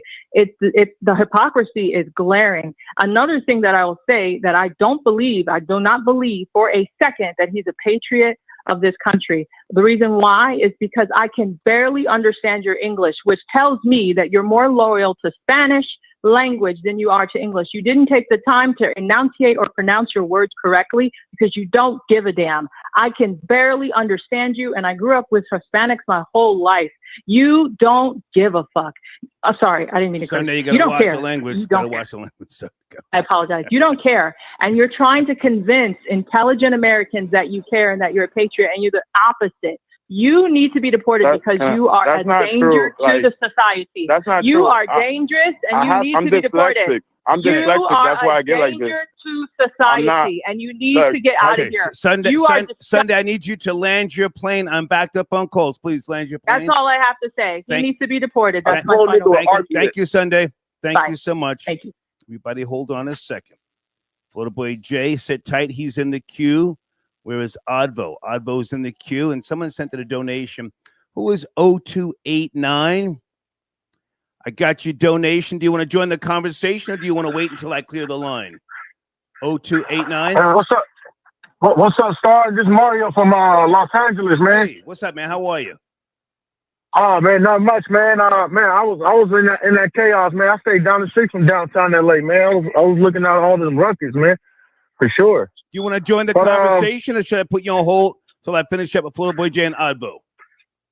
Yeah. Do your thing, Star. Okay. Do your thing. Sit tight, sir. Sit tight. Okay. All right.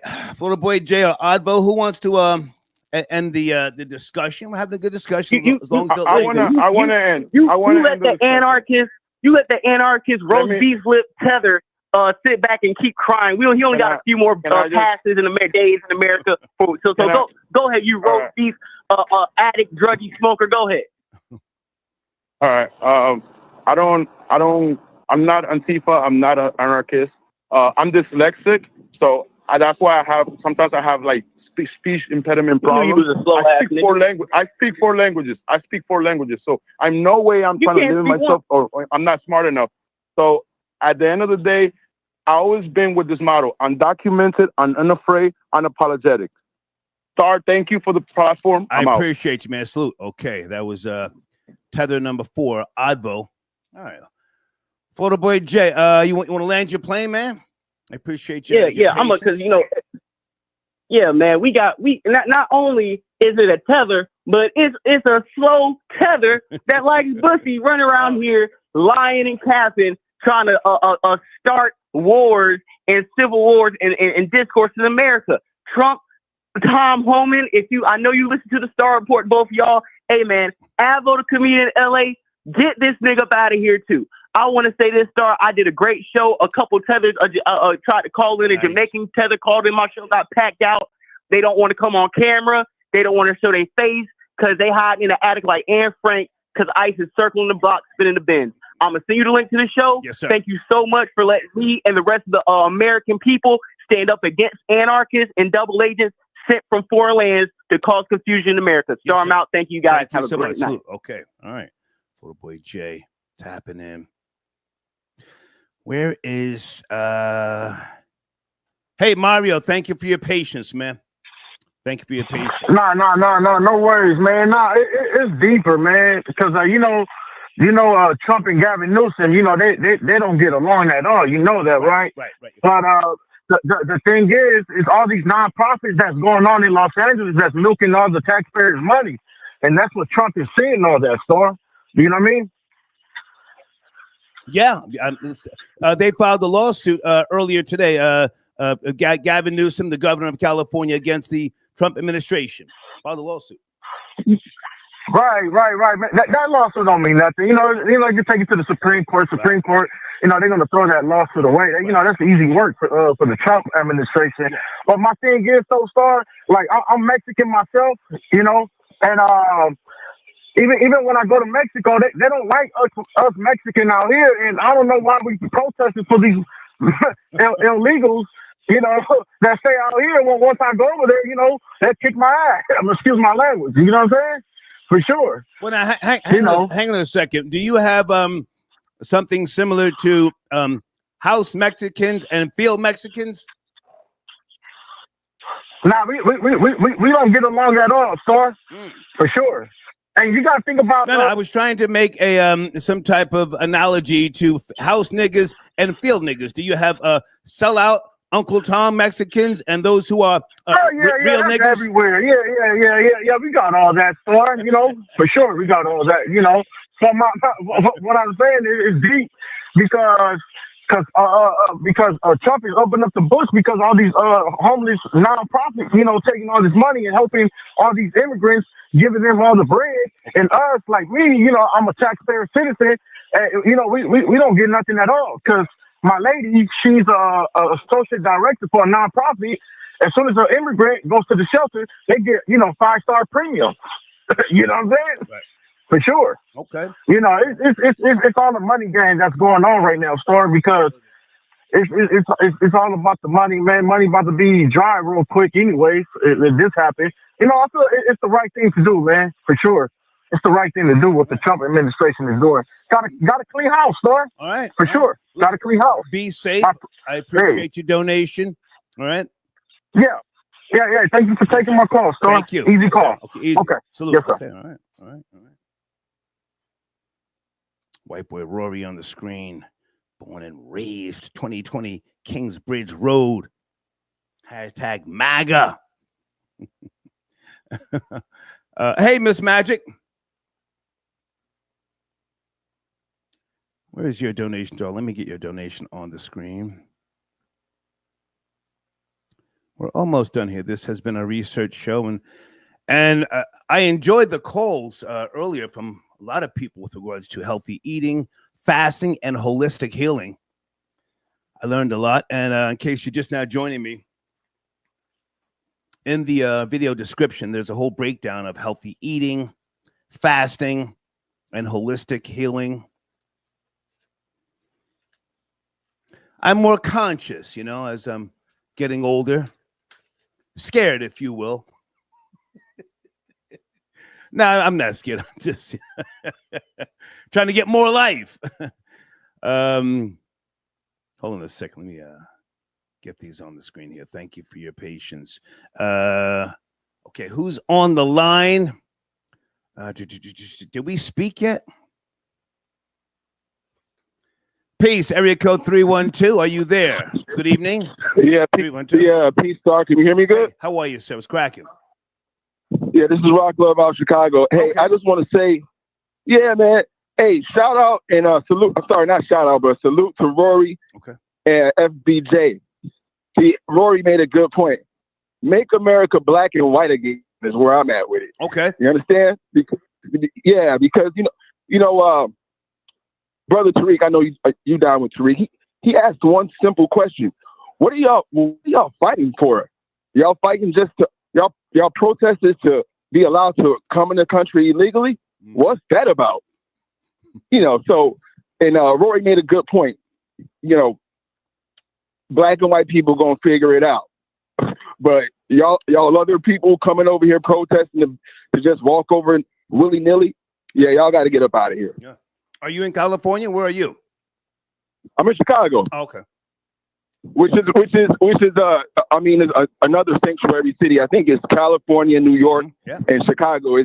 We're smothered with illegal immigrants. Mm-hmm. So, yeah, make America black and white again. Okay. I appreciate the call, man. Thank you. Peace, Doc. Yes, peace. Okay. Guys, I think we'll do one more call. This has been an extended research show. Hey, Miss Magic, thank you for your donation again, darling. You are appreciated. Okay. I think I got all the cash apps. Guys, on the top of the live chat is the PayPal or the Streamlabs link where you can donate to the show. I like the research shows. Deeds likes the research shows, but they're not heavy traffic, videos, and we don't really make a lot of money, off of these particular topics. So, if you would donate, that would be great. Okay, this will inspire me to do more of these in the early afternoon. I like to talk about these topics that are not trending. I really do. Okay, let me go back to the phone lines here. Who's been on the hold for a while here? Erica, can you turn that down? 703. Are you there? 703. I'm right here, Star. I'm right here with you. Hey, who's this? This is Nana, longtime listener. Hey, Nana, how are you? Thank you for your patience. I'm doing well, thank you. Thank you so much as well. I wanted to circle back on the topic about health and wellness. I know we shifted to immigration, but is that okay? Yeah, healthy eating, fasting, and holistic healing. Where do you want to start? Okay, Star, thank you. So I am also a yoga practitioner. I'm a teacher. I'm a Reiki. I'm a sound healer. Okay. I really loved Lisa's presentation. I absolutely love her, but I wanted to correct one thing. She said one thing that made my blood pressure rise. And that's why I'm calling in. No worries. Just wanted to correct that the advice she gave regarding the colonoscopy is not evidence-based. We have to talk about what's happening in the United States. I understand she was born and raised in Europe. I was too. I was born and raised in Germany. Okay. However, in the United States, if we're talking about the United States, we can't compare the United States to Europe. Okay. They don't screen as much. They don't need to screen as much because the health is much better. The food is much better. The lifestyle is much better. But in the United States, it's different. As we talked about, we're eating a lot of junk. To be fair, I don't remember everything she said about that, but give me your take as opposed to correcting her, because she was available for calls. We put it out there. People could have chimed in when she was on the line. So, your interpretation of what she said could be different from what she was actually trying to say. But what do you want to say with regards to healthy eating, fasting, and or holistic healing? I'm interested in these topics now. Absolutely, and I love this about you, how diverse and well-rounded you are with regard to topics. So the thing I want to say is, I fully endorse fasting. I also fast. I've been fasting for over 5 years pre-COVID. Okay. Doing intermittent or time-restricted fasting. Okay. I've also done a 3-day water fast. So I'm a high proponent of this. I agree completely with, the detoxification results, the benefits. Your body goes into autophagy. Your mitochondria are infused with more energy. Your cells, your DNA are infused with adenosine triphosphate, which is the beginning of you detoxifying, releasing, long-standing toxins in your body. So all of this is very important. When you do these things, yes, you will have less incidence of going to the doctor, less illness, less disease in your body. However, if you're not doing these things, you still need to consult with the doctor. I agreed with another caller of making sure that you're combining holistic with also, keeping in mind traditional medicine. Okay. I'm not a proponent. I'm not a proponent of big pharma. I'm completely against big pharma, but I am a proponent of screening, especially when it comes to colonoscopies, because colon cancer and rectal cancer are one of the only cancers that are preventable. Not just screening for detection, early detection or later detection, but you can actually screen, detect polyps, have the polyps removed if you don't have cancer, and then not have the cancer grow. If I can jump in. So it's really important. If I can jump in for a second, that was probably the biggest concern of mine when I did my show last week about cancer. I said, why don't we have any, to my knowledge, and I did some research, there's no mandatory cancer screening in America, in all the states. There's no mandatory cancer screening. Do you think that that would, well, you just said it would prevent things, but why not? Why isn't there mandatory cancer screening at, let's say, 25 or even 30? Thank you for saying this, Star. This is one of the things I keep screaming about. I work in the colorectal cancer space, in the cancer space for many years. I mean, this issue has touched my life in many ways. It's because it is profitable. Yeah.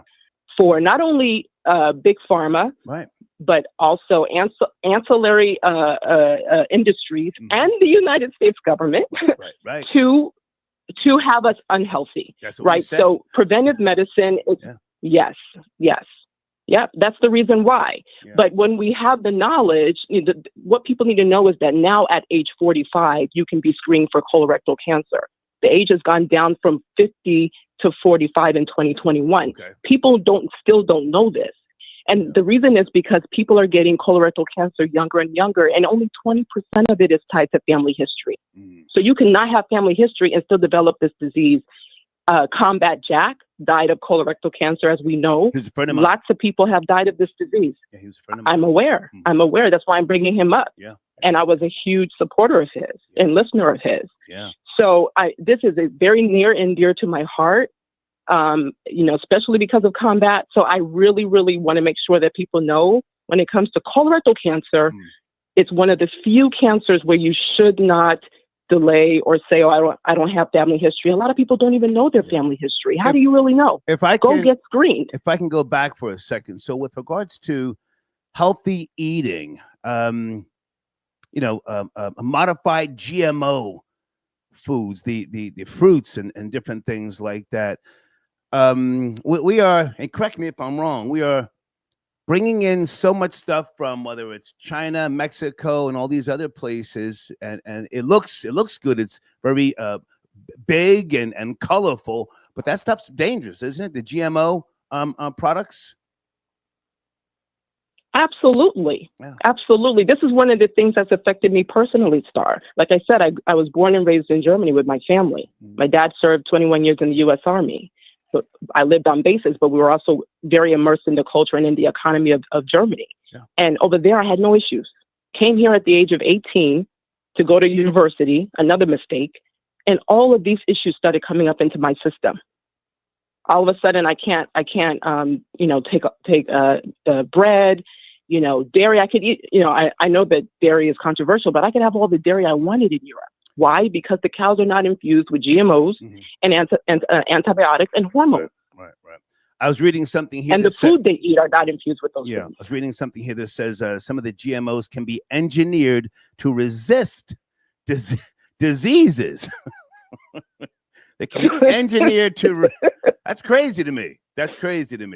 So does it cause some type of mutation effect within you if it's engineered to resist disease? There's got to be something that happens to whoever consumes that long term.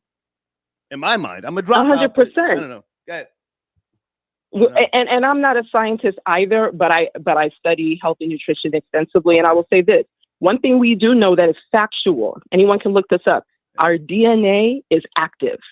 Our DNA is continuing to take in information while we are alive. Our cells live and our cells die. So if we're taking in genetically modified food, our DNA is being affected by the information. We're like computer chips, our body. It's changing our DNA in real time. I was kind of heartbroken when I found out that farm-raised fish is injected 20,000 farm-raised fish per hour with some type of antibiotics. That was a documentary I watched maybe 2 or 3 years ago. I say, Jesus, there's no escaping these growth hormones and these other things. But anyway, go ahead and land your plane. Well, wild caught fish, not farm raised. No. Only take wild caught fish. No. Farm raised is what they inject, 20,000 per hour. Oh, I know, but what I'm saying is instead eat wild caught fish instead of farm raised. It's hard to get wild caught. It's so expensive now. That's true. It's scarce too. Hey, I appreciate the call. If you want to send me an email with regards to your platform, next time we do a show, I'll promote your platform as well. You do consultations? I do consultations. I absolutely do. Great. Thank you, Star. Thank you for that invitation. Good to hear from you. Take care. Okay, you too, Star. Take care. Bye-bye. Hold on a second, guys. I think we're almost done here. Johnny, I got your donation. Did Johnny put his donation on the screen? Johnny says Latinos work harder than blacks and whites. Salute to Johnny for his continued support. I'm looking for his donation so I could put it on the screen. I don't see it right now. Hold on.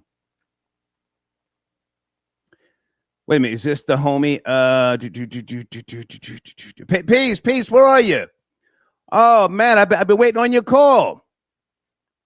Supreme Well-Being. There you are. Yo, peace, sorry, I'm late, man. Well, hold on a second. I should have emailed you, man, but this was like an off-the-cuff, show here that I just threw together. Hold on a second. You are one of my sponsors. We've been having some great conversations today. Yeah, hold on a second. I was tuned in. Yeah, it was. Okay. Yeah, FBJ was going crazy. Yeah. www.mysupremewellbeing.com. Any place you want to start. I played a couple of videos. I still have one more to play. I think I might with regards to fasting, but I'm talking about. Yeah, real quick. I wanted to. You asked an interesting question that I wanted to expound on when you just asked about the young lady. She was giving a good illustration too about the mutation of what's going on. If anybody's interested, I would recommend them look up a documentary. It's called Gourmet Roulette. And what's happening is with the GMOs is, so my son, they're growing the GMOs from the seed. Okay. So like when you see corn that's not GMO, what's happening is so they inject the seed with this chemical called BT. Y'all get a chance. It's a pesticide called BT. So that pesticide is injected into the seed, then the crop grows, the corn or the wheat or whatever. And then when it causes the insect stomach to explode if it eats the plant, the crop. Yeah. So I asked the question of what do you think that's doing to your microbiome? What do you think that's doing to our microbiome? This is how these GMOs and these additives and these they're getting labeled as carcinogens because they're cancer carcinogens. You see a rise in. So anytime you get an itis that's dealing with the microbiome, with tendinitis, pancreatitis, this is inflammation of the microbiome. So they saw, and since we've had these GMO foods in these different, like you were saying, these colorful boxes with these different things on these microwavable foods and all this influx of new products, then you've seen a rise in certain diseases, ADHD, Alzheimer's. You got Candida. You got diabetes, pancreatitis. You got corporal tunnel. All these new diseases. This is all stemming from inflammation of the microbiome, the mutation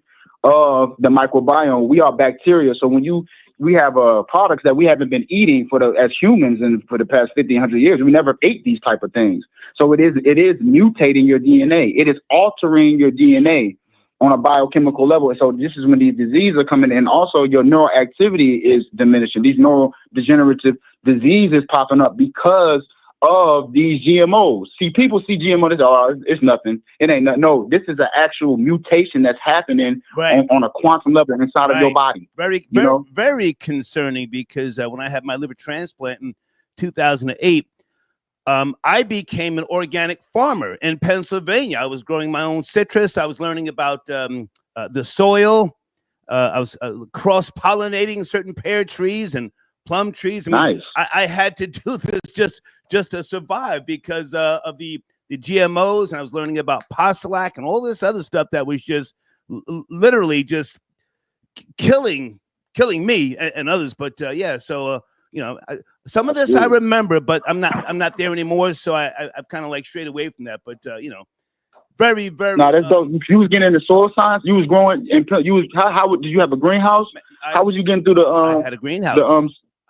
Nice. I had a greenhouse. I was learning how to add potassium to the soil and all other sorts of stuff, man. I was using bone meal and everything to get the roots strong so that I could grow my own lettuce and citrus and other things, beans. Yeah, I was doing the damn thing, man. It brought me back to life. Nice. Nah, that's what it's coming down to. People, man, listen, this is big. This is deeper than the diet. Yeah. Holistic. I'm a advocate for holistic living, fasting, and dietary law. Absolutely. But what we have to understand as humans is we have to come into a consciousness of understanding planetary wellness. If we don't switch how we eat, nature is going to send wrath on us. We have to understand we are talking about climate wars here. Y'all see the global warming, y'all see the weather changing. As humans, we have to evolve, but we have to shift into not supporting animal agriculture as much because it's producing the methane gas that's causing the pollution, that's causing the global warming. We have to, maybe if we all come into having like a meatless Monday on a global or United States scale, maybe that can save us 10, 20 years of like normal weather on the planet. So it gets way more spiritual. It's the reason why the Christ fasted for 40 days and 40 nights. That's one of the first things that he did. You go in there. You know what I'm saying? It's very spiritual. You know what I'm saying? It's very spiritual. If I can jump in, I was looking for a documentary that I saw. Oh man, I think it was 2005 or 2004. Darwin's Nightmare. You ever heard of that? Darwin's Nightmare. Hold on a second. Let me see if I can find this real quick. What's that? I'm going to look for it. Well, listen, promote your platform whilst I'm looking for Darwin's Nightmare. It was back in 2004. Absolutely. Go ahead. Appreciate that, Star. Appreciate that. Yes. MySupremeWellbeing.com. Y'all go to MySupremeWellbeing.com. I would truly appreciate it. I have been a preventative medicine practitioner for 6 years now. I have a lot of different products and services to get you on track with holistic living, personal development, spiritual growth, herbal therapy. It's all there on my site. Also, too, check out my YouTube, Plant-Based Away, Supreme Wellbeing on YouTube. I have some really good content on where I get my sea moss from Grenada, straight from divers. Everything is credible, handcrafted, and made by me. Okay, I appreciate all of y'all that's been supporting the show for real. I appreciate you too, bro. No, stay with me. Stay with me. No rush. I just sent you the link. Darwin's Nightmare. This was a very, very good documentary. Hold on a second. It's about the fishing industry. Anybody seen that in the live chat? I'm gonna check this out. Yeah, man, that's. I'm gonna check this out because that's what we dealing with fasting. That's we were talking about. Okay, we're talking about blood sugar regulation and how you go into a state of ketosis. Right. And what happens is your body usually the insulin opens up the cell for us not to. That's what diabetes is the insulin does not open up the cell for the glucose to get into utilize the energy. So then when you fast, what happens is the glucose levels is low, so your body uses ketones, which is produced by the liver. Okay. So when you go in, that's a fat burning mode. So and then you have autophagy and things of that nature where you're cleaning up any cellular damage. This is what people talk about. I heard the young lady say like certain cancers being preventable. I'm one to believe that all cancers are preventable. The irregular cell development all of that is preventable. I'm one to believe with my experience in holistic living and preventative medicine that we can heal and prevent all of these diseases just by way of reversing the American diet for one. Like we gotta not come into understanding like this. I don't mean to cut your wisdom, man, but wow, that sounds great. That sounds great, but we have too many people that are just hooked on the fast food. I mean, yeah, it's bad. It's bad, and it's not hard to rearrange the food pyramid. Yeah. It's not difficult at all, but it is very revolutionary. The revolution is within food psychology, and that's what they want. They want us to be hooked on these foods. They want us to be hooked on these products. We're not eating food anymore. We're eating products, and we're a product of the products that we're eating. And until we come into a consciousness of understanding this as the American people, we're going to be caught up and conditioned the way they want us conditioned. I think I had a bar last time we spoke about this, saying that if they can control your gut, that they can condition you, right. And that was real. That was real. It's your second brain, your neural activity, what you focus on, what you concentrate on. That's what's creating your reality. That's what you're paying attention to. That's what you're materializing into what you see in this realm. Yeah. And to go back into the way the Christ consciousness and why you think he fasted for 40 days and 40 nights to get control of his dietary law and to overcome and to connect with the higher source to get those direct revelations to continue his ministry. He showed you, this is one of the first things he did, was the dietary law, to master that. And it's a reason to that. That's symbolic to us coming back into the Christ consciousness and to rising up. I'm gonna let you get that one off about Christ, but it's, hey man, I appreciate you. I would be curious, whenever you get time, that documentary, Darwin's Nightmare. I don't remember it in full detail, but it correlates to what we're talking about. But hey, man, great to hear from you. Guys, please check out mysupremewellbeing.com, one of my longtime sponsors, okay? Yes, sir. Peace, dog. Peace. Yes, sir. Have a good one. Thank you so much.